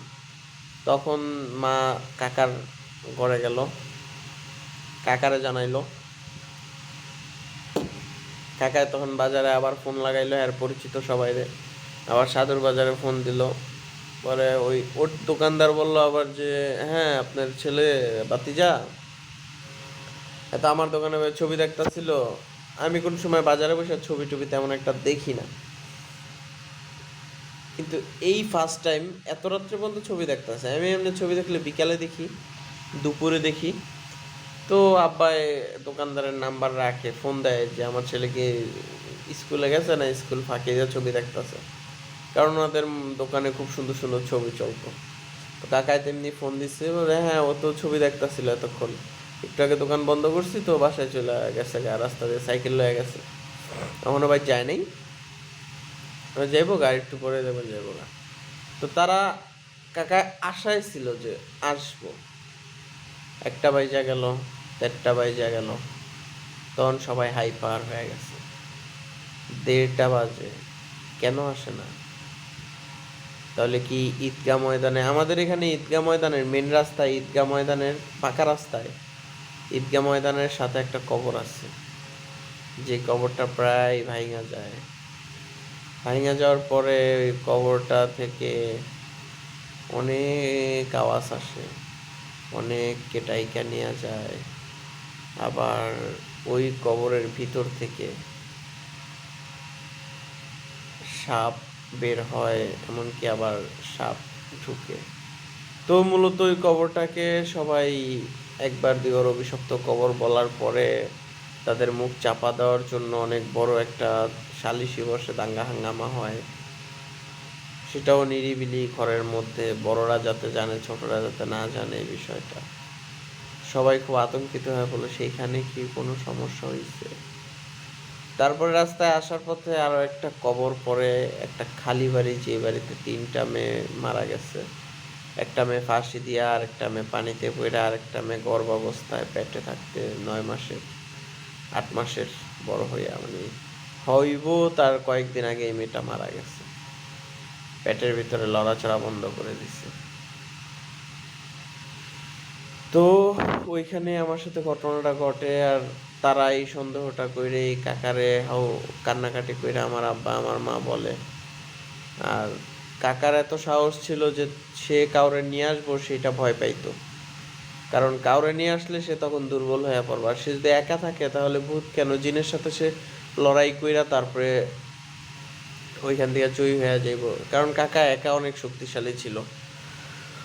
তো কাকা তখন আর কিচ্ছু চিন্তা করে নাই, পাঞ্জাবিটা নিছে। তার একটা পাটের গোছা ছিল, তার ওস্তাদে তারে দিছিল একটা পাটের গোছা। ওইটা কিছুটা পাগড়ি সিস্টেমের, মানে মাথায় দেওয়া যেত, আবার কাঁধে রাখা যেত, হাতের ভিতরে ঢুকানো যেত, কিছুটা গোল পাট পরা আর কি। পাটের উপরে একটা দোয়া পইরা, ওইটা দোয়া পড়ছে, ফু দিছে আর পাকাইছে, মানে পাক দিছে, ওইটা রশি বানাইছে। রশি বানায় রশির ভিতরে আবার ফু দিছে, আবার রশি মোটা করে প্যাঁচ দিছে। মানে ওইটা একটা ধরো, ওইটা যার মাথায় থাকবো, ওইটা যার হাতে থাকবো, তার চতুর সাইডে বন হয়ে যাবো, মানে একটা বন সিস্টেমের একটা area system, area circle system হয়ে যাব। ওইটার ভিতরে কোনো কিছু ঢুকতে পারবো না। এমনকি ওই পাগড়িটা পরে যদি কিছুরে ধরা হয়, কিছুরে টার্গেট করা হয়, কিছুর দিকে তাকানো হয়, ওইটা সম্পূর্ণ জ্বলা যাবো, মানে ওইটা সম্পূর্ণ অস্থির হয়ে যাবো, ধ্বংসনের দিকে যাবো, মানে এত শক্তিশালী একটা জিনিস। ওইটা তার সুরক্ষা কবচের মতো কাজ করতো। তো ওই পাটের ওইটার সাথে সাথে সে মাথায় নিল, নিয়া ঘর থেকে দুরুদ কালাম পইরা বের হইয়া বলে একটা দৌড় দিল। মা যেটা বলছে যে তোর কাকার সাথে সাথে পাটের পাগড়ি পইরা দৌড় মারছে, পাগড়ি কই তো হেরা, দৌড় দিয়া বলে বের হইছে ঘর থেকে। কারণ চীন অথবা, এটা কাকার মুখ থেকে পরে আমি জিজ্ঞাসা করছিলাম প্রায় 1 সপ্তাহ পর, সুস্থ হওয়ার পরে। তো আমি আপনাদের আগেই বলতাছি, তা না হলে পরে বললে আবার, মানে আগে বললে জিনিসটা মজা পাওয়া যায় আর কি। কারণ ওটা আমি জানতে পারছি সেনা পরে, কিন্তু আগে বললে জিনিসটার যে মেন ফিলটা, আমার ভিতরে যে ফিলটা আছে, ওই ফিলটা আপনারা পাবেন। কাকা বলল যে দৌড়, যদি আমি আস্তে আস্তে হাঁটি তাহলে হয়তো মানুষই ভাববো যে আস্তে হাঁটতেছে কেন, সে কি ভয় পাইতেছে পা ফেলাইতে। আর দৌড় দেওয়া মানে কি, আমি যুদ্ধ ঘোষণা করতেছি, আমি যাইতাছি দৌড়াইয়া, ওরা পলাইবো দৌড়াইয়া। আমি হাইটা হাইটা গেলে ওরা পলাইবো হাইটা হাইটা, আর আমি আস্তে আস্তে গেলে ওরা পলাইবো আস্তে আস্তে। তো আমার কি করতে হইব? আমি বললাম অবশ্যই দৌড় দিতে হইব। বলে যে হ্যাঁ, দৌড় দিলে আওয়াজ ওই জায়গায় যাইব গা যেই জায়গায় আমার যাওয়া উচিত। আমি বললাম কাকা, আমি যে এই রাস্তায় আছি আপনি জানলেন কেমনে? হোটেল আলাই বলছিল তুই এই রাস্তায় আবি। আমি বললাম যদি আমি আমি তো বাজারেও থাকতে পারতাম। বলে তুই বাজারে তো থাকার প্রশ্নই ওঠে না, কারণ তুই রাস্তায় আটকাবি কি লিগা? এই 2টা জায়গায়, একমাত্র পুরা গ্রামের ভিতরে এই 2টা জায়গায়। তখনই আমি কাকার প্রশ্ন করছিলাম যে ঈদগার কাহিনীটা কি। তো ঈদগার কাহিনীটা তখন আমার কয় নাই দেখেই আমার নেক্সট ডে আমার ঈদগার নিয়ে একটা সমস্যা হয়েছিল। তো কাকায় সন্ধ্যাবেলা, তো সন্ধ্যায় জায়গা যেখানে 104 ডিগ্রি জ্বর ছিল, ওইখানে আমার পুরোপুরি ছাড়লো, মানে অনেক ফুডও দিল, অনেক দোয়া দরুদ পড়লো। ছাড়ার পরে আমার কিছুটা ঘুম পাইলো, মানে এখন না তখন কিছুটা ঘুম পাই গেছিল গা। তা আমি রাত্রে ঘুমাইলাম। ঘুমায় আমি যে স্বপ্নটা দেখছি, স্বপ্নটাও আপনাদেরকে বলবো। আমি ঘুমানোর পরে স্বপ্ন দেখি আমি একটা বাড়ির ভিতরে আছি, বাড়ির গ্রিলগুলা সোজা সোজা শিক রড, বাড়ির জানালা প্রত্যেকটা জানালায় গ্রিল আছে, জানলাগুলা লোহার, আটকানো যায় খুব মজবুত ভাবে। দরজাটা লোহার, দরজার ভিতরে শিকল দিয়ে আটকানো। এক রুমের ভিতরে নীল সবুজ পাঞ্জাবি পরা অনেকগুলো ছোট ছোট মাদ্রাসার ছেলে মেয়ে, মেয়ে ছিল না, বেশিরভাগ ছেলেই ছিল। আরেক রুমে হুজুর, একজন হুজুর, পুরানো একটা পাঞ্জাবি পরা, পুরানো একটা টুপি পরা, কোনো একটা কিতাব নিয়ে আসে, জোরে জোরে পড়তাছে, জোরে জোরে পড়তাছে।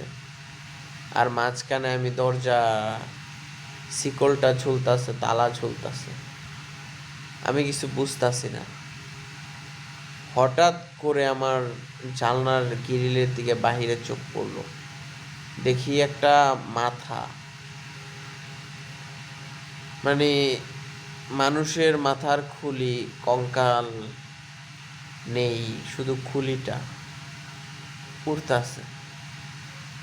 জিনিসটা মুভির ভিতরে এক্সপ্লেন করলে অতটা ভয়ঙ্কর হবে না, এর চেয়ে কত ভয়ঙ্কর ভয়ঙ্কর মুভি বের হয়েছে। কিন্তু এই সিনটা যখন 104 ডিগ্রি জ্বর অবস্থায়, জ্বরের ভিতরে কেউ ঘুমের ঘোরে স্বপ্নের ভিতরে দেখে না, তখন তার কি অবস্থা হয় সেটা আমি জানি একমাত্র। কারণ আমার আমার বাস্তব বাস্তব জীবনের ঘটা কাহিনী নিয়ে আমি বলতেছি। তো আমার তখন খুব বেশি প্রেশারাইট হয়ে গেলাম আমি, মানে জ্বরের মধ্যে আমি কাঁপতাছিলাম। আমার মা বলছে সকালবেলা যে তুই ঘুমের ঘোরে কাঁপতাছিলি আর আর আর ছটফট করতাছিলি, মানে হাত পা লাড়াচাড়া করতাছিলি। আমি তখন কি করতাছিলাম জানো? স্বপ্নের মধ্যে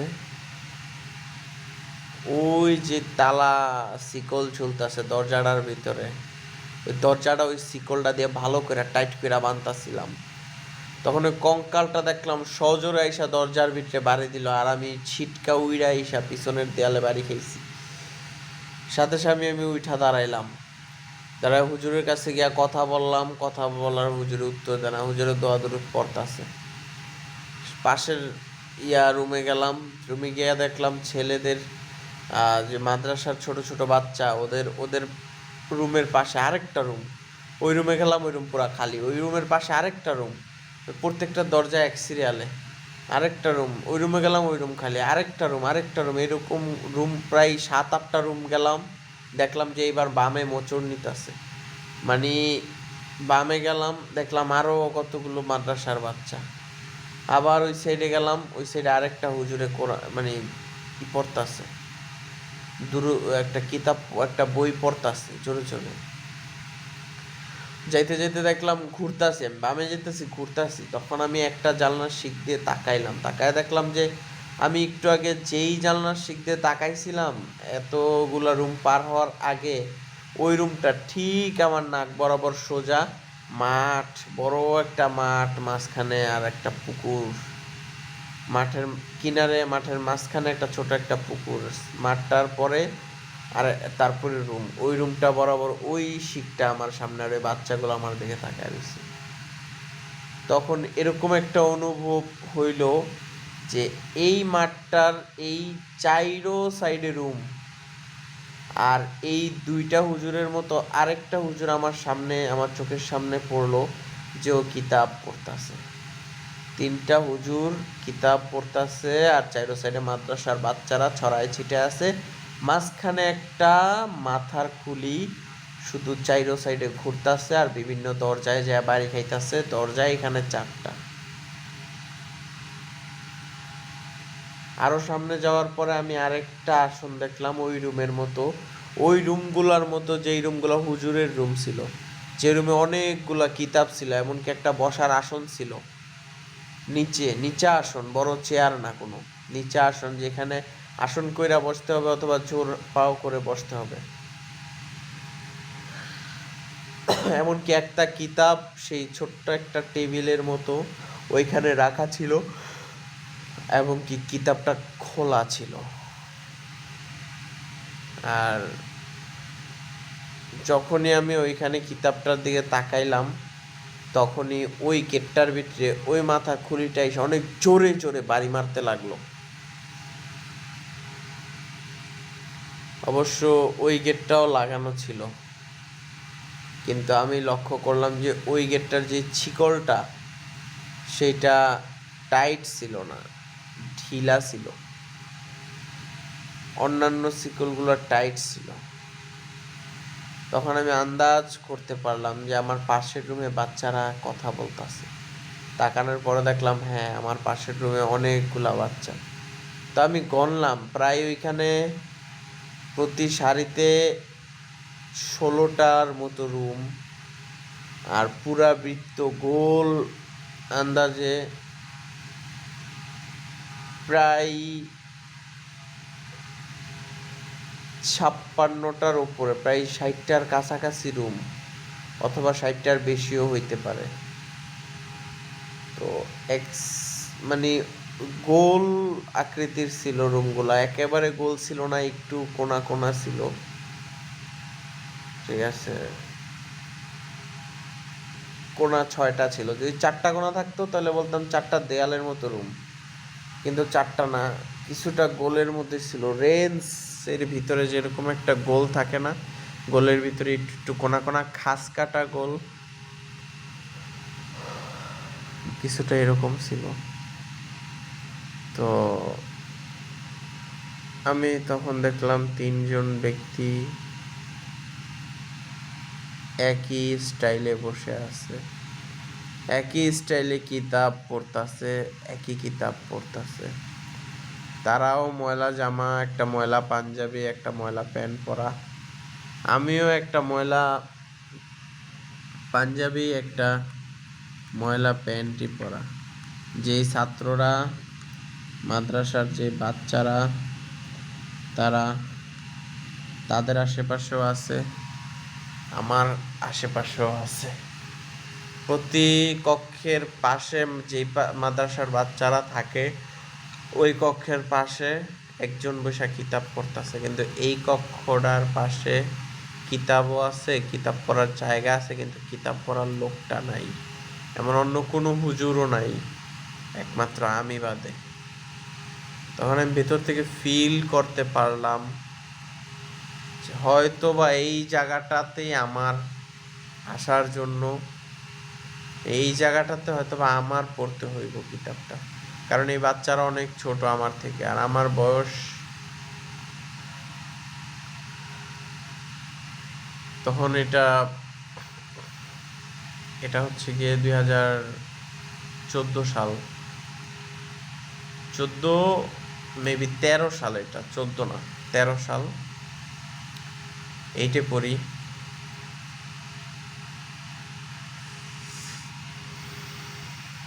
12 বছরের একটা ছেলে আমি, 12 বছর বয়স আমার। তো এখানে যে বাচ্চারা আসছিল সবাই 4 বছর, 5 বছর, 3 বছর, 6 বছর। 10 বছরের কোনো বাচ্চা নেই, 12 বছরের কোনো বাচ্চা নেই। তো আমি 12 বছরের আর একটু লম্বা চূড়া। হুজুররা সবাই আসছিল 20 বছর, 22 বছর, 18 বছর, মানে কিছুটা আমার সমানই। 20 বছর তো আমার সমান হয় না, কিন্তু লম্বায় সে আমার সমান। আমি বুঝতে পারতাছিলাম যে তাদের মুখে দাড়ি হইছে, একেবারে হালকা। কিন্তু 12 বছর বয়সে আমার মুখে দাড়ি হয় নাই, মোছও হয় নাই। কিন্তু যে ছাত্রগুলা ছিল, বাচ্চাগুলা, তারা তো ছিল 5 বছরের নিচে, মানে তারা কিছু বলতে পারে না এরকম বাচ্চা, মানে বলতে পারে 5 বছর 6 বছর, মানে তারা বলতে পারে, বাট ওই ক্ষমতাটা হয় নাই তারা কিতাব পড়বে। তারা তো বাংলা পড়তে পারে না, আরবি পড়বে কিভাবে? কিন্তু আমি আরবি পড়তে পারতাম, মানে আমিও আরবি পড়তে তেমন একটা পারি না, বাট আমি কায়দা পড়তে পারতাম। তখন আমপারাও পড়তে পারতাম, কোরআন শরীফও পড়তে পারতাম, আরবি আমি পড়তে পারতাম। বাট আমার স্বপ্নের মাঝখানে এটা কেন আসবো, এটা ভাবতে ভাবতে ওই কঙ্কালটা দেয়ালগুলা ভাঙা ফালাইতে লাগলো, মানে ফাটায় ফালাইতে লাগলো। দেয়াল কয়েকটা মানে পইরাও যাইতাছিল, গ্রিলগুলার রডগুলা বেকাতারা কইরা লাইতাছিল, গ্রিলের ভিতরে ঢোকার চেষ্টা করতাছিল, দরজা ফাটায় ফুটায় লাইতাছিল। আমি চিৎকার করলাম, হাউদ বাউদ করে চিৎকার করলাম। তখনই আমার আব্বা আমারে মানে চাকনা করলো যে তোর ঘুমের ভিতরে এরকম করতাছস কেন? তারাও বুঝতে পারছে হয়তো আমার সাথে অন্য কিছু করতেছে। তখন আমি উঠলাম, ওঠার পরে আব্বা মাথায় হাত বুলাই দিল, তারপরে শরবত টরবত খাওয়াইলো, মায়ের লবণ চিনি দিয়ে শরবত বানায় শরবত খাওয়াইলো, আবার মাথা টিপ্পা টিপ্পা আবার ঘুম পাড়াইলো। একটু পরে দিয়ে ফজর আজান দিয়া দিছে, ঘুমার মানে চোখ লাগছে আর দিয়ে ফজর আজান দিচ্ছে। তারপরে আমি ঘুমাইলাম। ফজর আজানের পরে কোনো স্বপ্ন আর দেখি নাই। সকাল 10টা বাজে ঘুম ভাঙলো, উঠতে গিয়া দেখলাম যে কোমর ব্যথা করতেছে, পিঠ ব্যথা করতেছে, মাথা ব্যথা করতেছে। ওয়াশরুমে গেলাম, গিয়া পানি খাইলাম, এখন হাত মুখ ধুইলাম, হাত মুখ ধুইয়া বেসিনের থেকে গ্লাস দিয়া পানি ভেড়া পানি খাইলাম। তারপরে চেয়ার টেবিলে বসলাম, বসার পরে মাথার অনেক বেশি ঘুরাইতেছিল। মায়ে থার্মোমিটার নিয়ে আসছে আমার জ্বর মাপবো। জ্বর মাইপা দেখছে জ্বর 102 ডিগ্রি, একটু কমছে জ্বর। তো ডাইল ভাত খাইলাম, অন্য কিছু দিয়ে ভাত খাইতে পারতাছি না, গন্ধ কইতাছে সব কিছু আমার থেকে, খুব খারাপ লাগতাছে। স্রেফ ডাইল দিয়া অল্প একটু ভাত চেট খাইয়া একটা তেঁতুল লইয়া একটু লেবু লইয়া আমি খাইলাম। ভাতটা খাওয়ার পরে আবার শুয়া পড়লাম ট্যাবলেট খাইয়া। তো বিকাল হইল, বিকালবেলা কাকায় আবার আসলো, আইসা মানে ঝাড়ায় টাড়ায় গেল গা। যাওয়ার পর রাত হইল, রাত হওয়ার পরে এবার আবার ঘুমানোর পালা। কিন্তু আমি তো সারাদিন ওই একটা চিন্তাই করছি, মাথার খুলি কোথা থেকে আসলো, ঘরগুলা কোথা থেকে আসলো, ওই হুজুররাই বা কেন কিতাব পড়তাছে, ওই মাদ্রাসার বাচ্চারাই বা কারা। এসব কথা ভাবতে ভাবতে ভাবতে ভাবতে রাত হয়ে গেল। তখন রাত্রে আবার ঘুমায় পড়লাম। ঘুমানোর পরে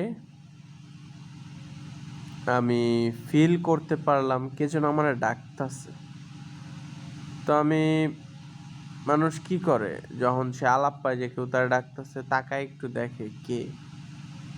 যখন তাকাইলাম তখন আমি আর আমার ঘরে নাই। আমার পাশে একটা ভাঙা চোরা আলমারি। এটা দেখে আমি লাফায় উঠা আসন করে বসলাম। দেখলাম আমি একটা চৌকির উপরে। তো আজব কথা হলো, আমাদের ঘরে 4টা রুম, 3টা রুম অ্যাকচুয়ালি।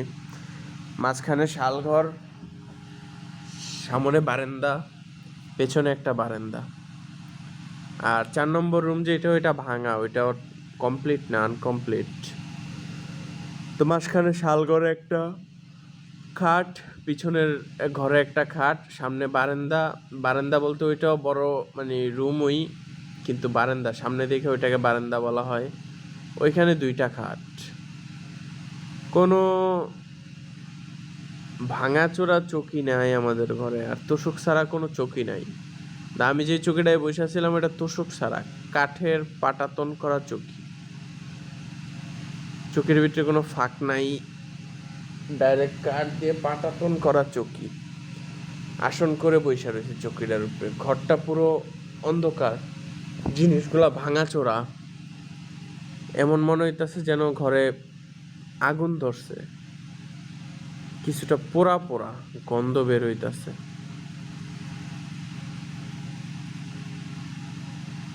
তখন আমি তাড়াতাড়ি করে চোখ মুখ ডলা দিলাম। আর আমি সবসময় ঘুমের থেকে ওইটা বেসিনে পানি খাওয়ার জন্য যাই। তখন আমি আশেপাশে দেখি কিছু না, একটা মগ আছে, শুধু একটা পুরাতন একটা মগ। আমি কইলাম যে কোন ঘর, মানে স্বপ্নের ভিতরে তো কন্ট্রোলও করতে পারতাছি না, আব্বা আম্মারে ডাকতেও পারতাছি না, মানে এটা যে স্বপ্ন এটা আমি বুঝতেও পারতাছি না, বাট এটা ঘুম ভাঙার পরে আমি বুঝতে পারছি যে এটা স্বপ্ন।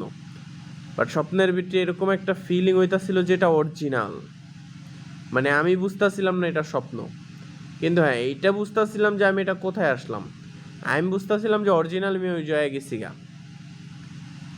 কিছুটা এইরকম ফিল হয়, কিছুটা না পুরোপুরি এরকম ফিল আসতেছিল যে আমি এখন একটা ভাঙা বাড়িতে, কিন্তু এই জায়গায় আমি আসলাম কেমনে? আমি না ঘুমাইছিলাম? হ্যাঁ আমি ঘুমাইছিলাম, এই জিনিসটা আমার মনে হয়েছিল না। এটার ভিতরে একটা প্যাচ আছে, আমার কথার ভিতরে অবশ্যই আপনারা প্যাচ পাইবেন, কিন্তু কথা পুরা শুনলে আপনারা দেখবেন যে প্যাচটা কেন আমি দিছি, কারণ আমি ঘুমাইছিলাম এটা আমার মনে ছিল না।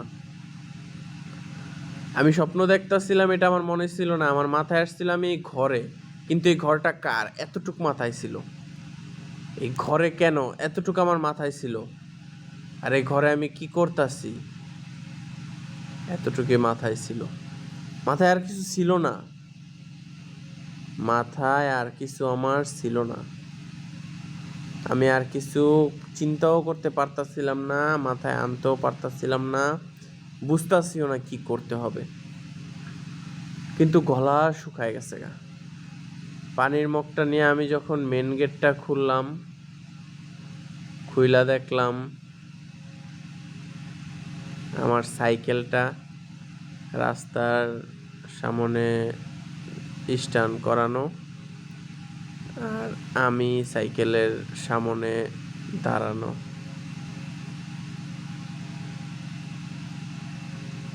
আমার দিকে তাকায় রইছি।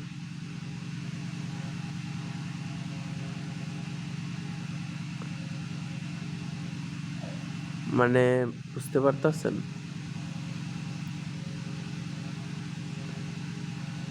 আবার বলি, আমি এ কথাটা বলার টাইমে অ্যাকচুয়ালি আমার ঘাড় ঠান্ডা হয়ে গেছে, মানে আমি মাথা লড়াইতে পারতেছি না, কিছুটা আমার পিঠের দিক থেকে রগটা লাফাইতাছে। এখন বর্তমানে বর্তমানে আমি রেকর্ডিং করতেছি না, এখন লাফাইতাছে বাম হাতের এখানে পিঠের দিকে। আমি আমার বিছানা, আমার এখানে 2টা রুম, আমি যে ঘরে আছি এই ঘরটার ভিতরে 2টা রুম, একটা বাথরুম, একটা পাকঘর।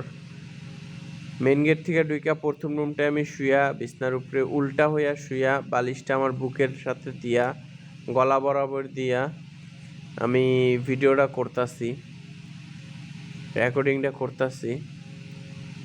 কিন্তু আমি যে ঘুরমু, আমার এখনই আমার শরীর হাত পা ঠান্ডা হয়ে গেছে, আমার ফিল হইতাছে যে আমার পিছনে কেউ আছে। এই জন্য আমি এখন ঘুরমু, আমি এখন ঘুইরা সোজা হয়ে বইসা তাকায় তাকায় ভিডিও তৈরি করবো, ওয়ালের দিক তাকায় না, রুমের দিকে তাকায় ভিডিও তৈরি করবো। আর হ্যাঁ আমি মোবাইলের লাইট জ্বালায় রাখছি, আপনারা দেখতে পাবেন। বিসমিল্লাহ আউযু বিল্লাহি মিনাশ শাইতানির রাজিম। এতক্ষণ আমার মনে হয় নাই যে আমার সাথে কেউ আছে। গেটটা লাগানো আপনারা দেখতে পারছেন, এই গেটটা খোলা খোলা ছিল, সম্ভবত বাইরে থেকে বাতাস আসছে এই জন্য লাগিয়ে গেছে গা। ওই জ্যাকেটটা আপনারা দেখতে পাচ্ছেন, মোবাইলের লাইট চালানো আছে, আমি দেখাই। এই যে মোবাইলের লাইট, এই যে মোবাইলের লাইট জ্বালায় রাখছি, ঠিক আছে, জ্বালায় বিছনার ওই সাইডে রাইখা দিছি, ঠিক আছে। তো রুমে কিন্তু অলরেডি মোবাইলের লাইট জ্বালানো আছে। রুমে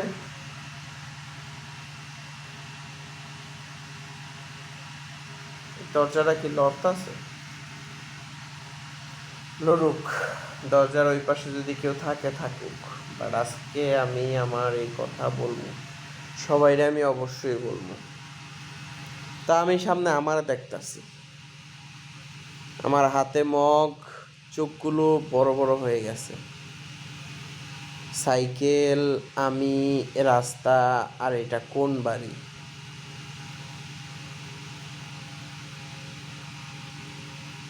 এইটা, হ্যাঁ এইটাই সেই বাড়ি। আর এই জায়গাটাই সেই জায়গাটা, যেই জায়গাটা গেটের সামনে ওঠার মাঝামাঝি স্থানটায় আমি ওই মাথা ছাড়া বিড়ালটাকে দেখছি। ওই মাথা ছাড়া বিড়ালটাকে যেইখানটাতে দেখছি ওইখানটাই আমি এখন বর্তমানে দাঁড়ায় আছি।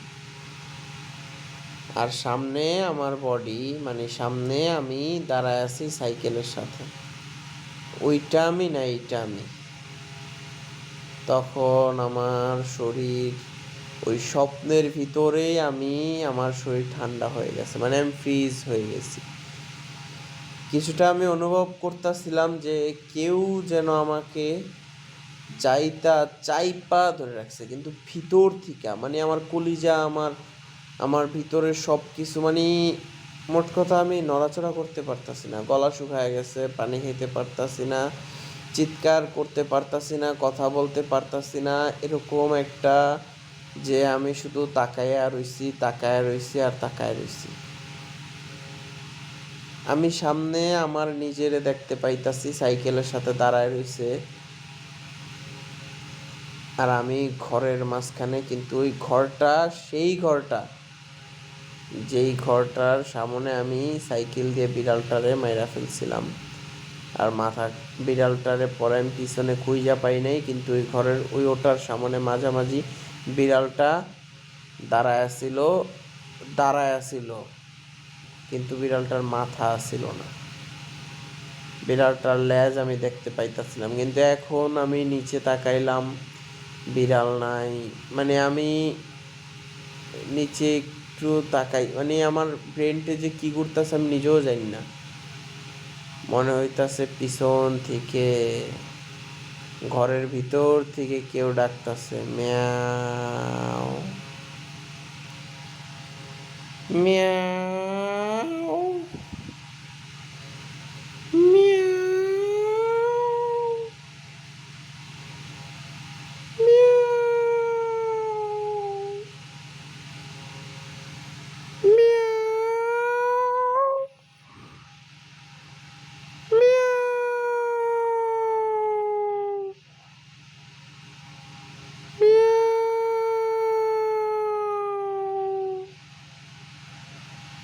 Miao Miao.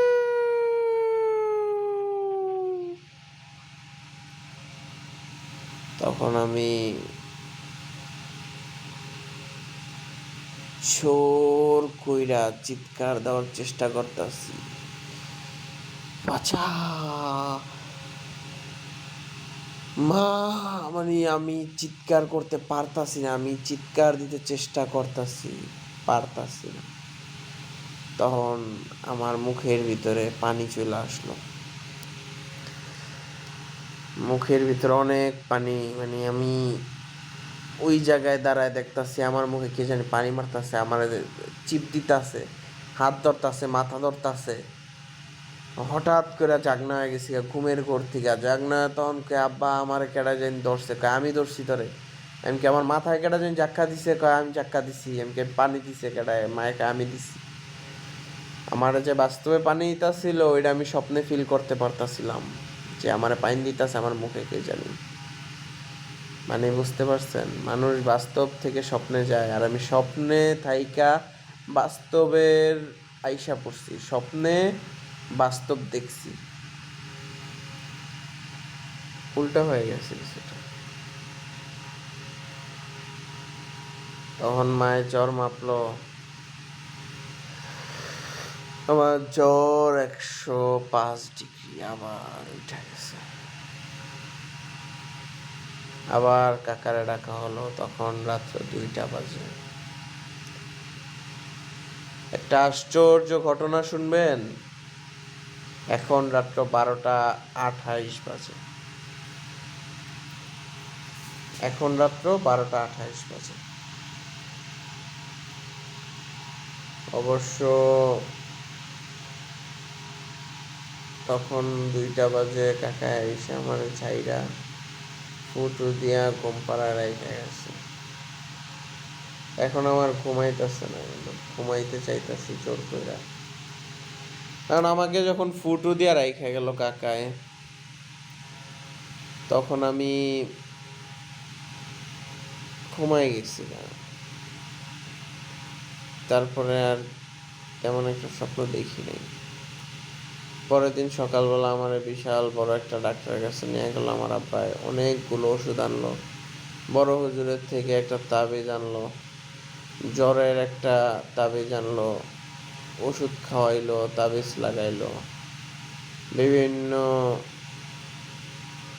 জায়গায় আব্বাই খোঁজ খবর লইলো, কবিরাজের কাছের থেকে খোঁজ খবর লই, বিভিন্ন দোয়া দরুদ পইরা একটা সুতলাই না হাতে বানলো, একটা কোমরে বানলো, স্বপ্ন যাতে না দেখি এর লিগে আরেকটা তাবিজের না গলায় ঝুলাইলো।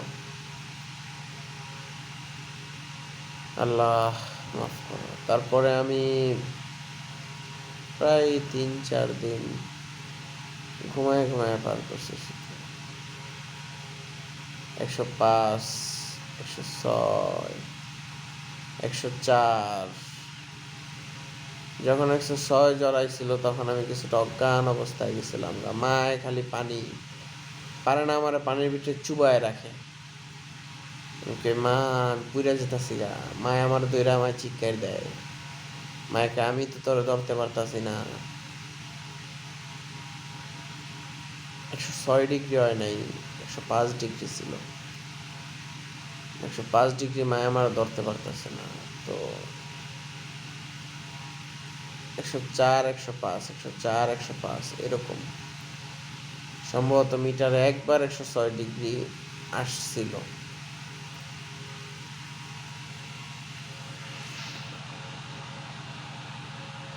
কিন্তু এটা আমায় 106 ডিগ্রি বলে না, জ্বর 105 ডিগ্রি ছিল। 104 ডিগ্রি, 105 ডিগ্রি। 105 ডিগ্রি ছিল দুইবার, বিকালে সন্ধ্যায়। একবার ছিল আগে, আর একবার ছিল এই যে কয়দিন পরে, আবার এই স্বপ্নটা দেখার পর 2-3 দিন পরে এই ঘটনা। প্রথম দিন ছিল 105 ডিগ্রি, একবার আইসে বিকালবেলায়, আবার সেরা গেছে। আবার এটা মানে 104 ডিগ্রি মেন ছিল আমার জ্বর। 104 ডিগ্রি জ্বর কমন হইতেছে দোস্ত, হাই পাওয়ারের জ্বর। 104 ডিগ্রি জ্বর থাকলে প্রস্রাব ধরবো আপনার, আপনি প্রস্রাব করতে পারবেন না, কারণ আপনি উঠতে পারবেন না, আপনার শরীরে শক্তি পাইবেন না। 104 ডিগ্রি জ্বর থাকলে আপনি দাঁড়ায় থাকবেন, কিন্তু মনে হইব যে আপনার শরীর 1 কেজি পরিমাণ হয়ে গেছে, মানে আপনার ভর আপনার পায়ে, আপনার ব্যালেন্স থাকবো না, আপনার মনে হইব আপনার ওজন নাই। তো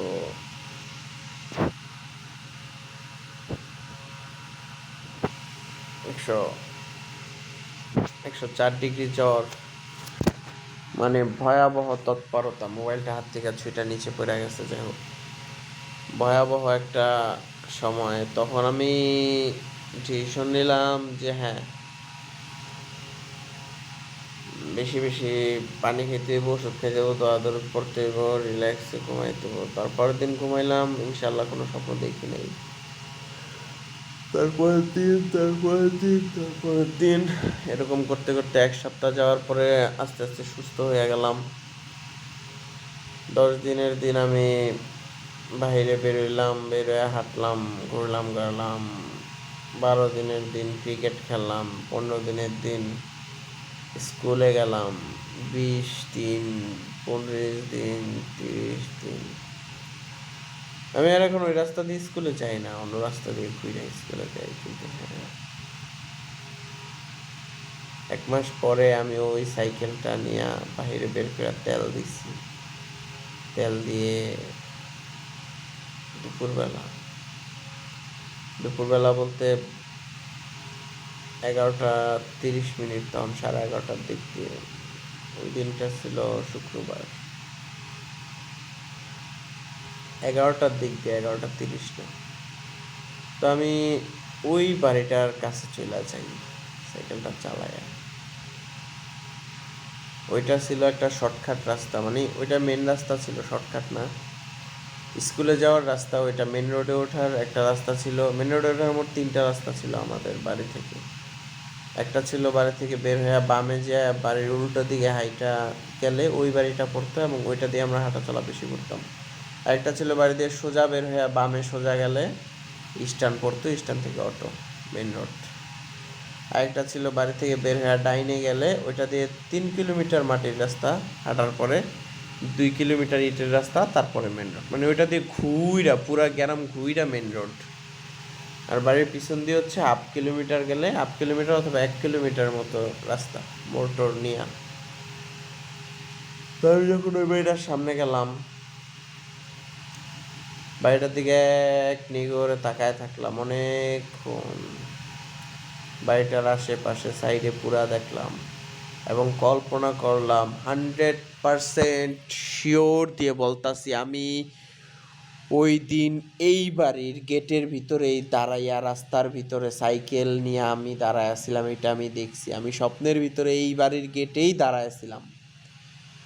এমনকি যখন বাড়ির সামনে উঠানটা দেখলাম, আমি যে উঠানের ভিতরে ডালপালা বিভিন্ন জিনিসপত্র ছিল কাটাকুটা, আমি ওই দিন চোখ বন্ধ কইরা কল্পনা করলাম যে স্বপ্নে আমি এই জায়গাটাই দেখছিলাম, এই বাড়ির গেটে আমি দাঁড়ায় আছিলাম। আর বিড়ালটাও এই গেটের এই এই এই ওটার মাঝখানেই দাঁড়ায় ছিল। তো এই জীবন কাহিনীটার শেষ পর্যায়ে আমরা একদম চলে আসি নাই এখনো, আরও আছে, কিন্তু আমি আজকে ভিডিওটা এই পর্যন্ত শেষ করব, কারণ ভিডিওটা এমনিতেই অনেক বড় হয়ে গেছে, প্রায় 1 ঘন্টা 31 মিনিট হয়ে গেছে। তো এই টাইমে এসে এতটুকুই বলতে চাই যে তখন আমি ভাবতে ভাবতে সাইকেল থেকে নিজের অজান্তেই নাইমা গেছি দিনে দুপুরবেলা। নাইমা আমি কিছুটা মনের ভিতরে কিউরিসিটি যে বাড়ির ভিতরটা যে একবার চেক করব। স্বপ্নে আমি যে চকিটা দেখছি ওই চকিটা আদৌ আছে কিনা, যে আলনাটা দেখছি, যে পোড়া কাপড় চোপড় দেখছি ওগুলো আছে কিনা, যে আলমারিটা দেখছি ভাঙা ওইটা আছে কিনা, যে এই চকিটার উপরে বসছি ওই চকিটা আছে কিনা, যে এই মগটা আমি হাতে নিছিলাম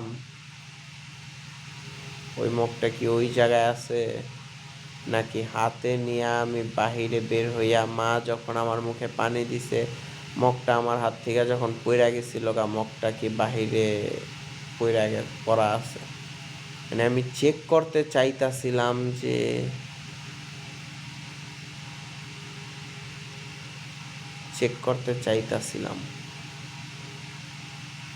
যে আমি যা করছি তা স্বপ্নে করছি নাকি স্বপ্নের ভিতরে আমার আত্মা আসলে এইখানে আসছিল, নাকি আমাকে কেউ টাইনা আসছিল, নাকি আমার মতোই কেউ সাইজা এই বাড়ির ভিতরে বইসা আসন কইরা বইসা বাহিরে পানি খাইতে বের হইছিল আর আমার ওইটা স্বপ্নের মাধ্যমে দেখাইছে।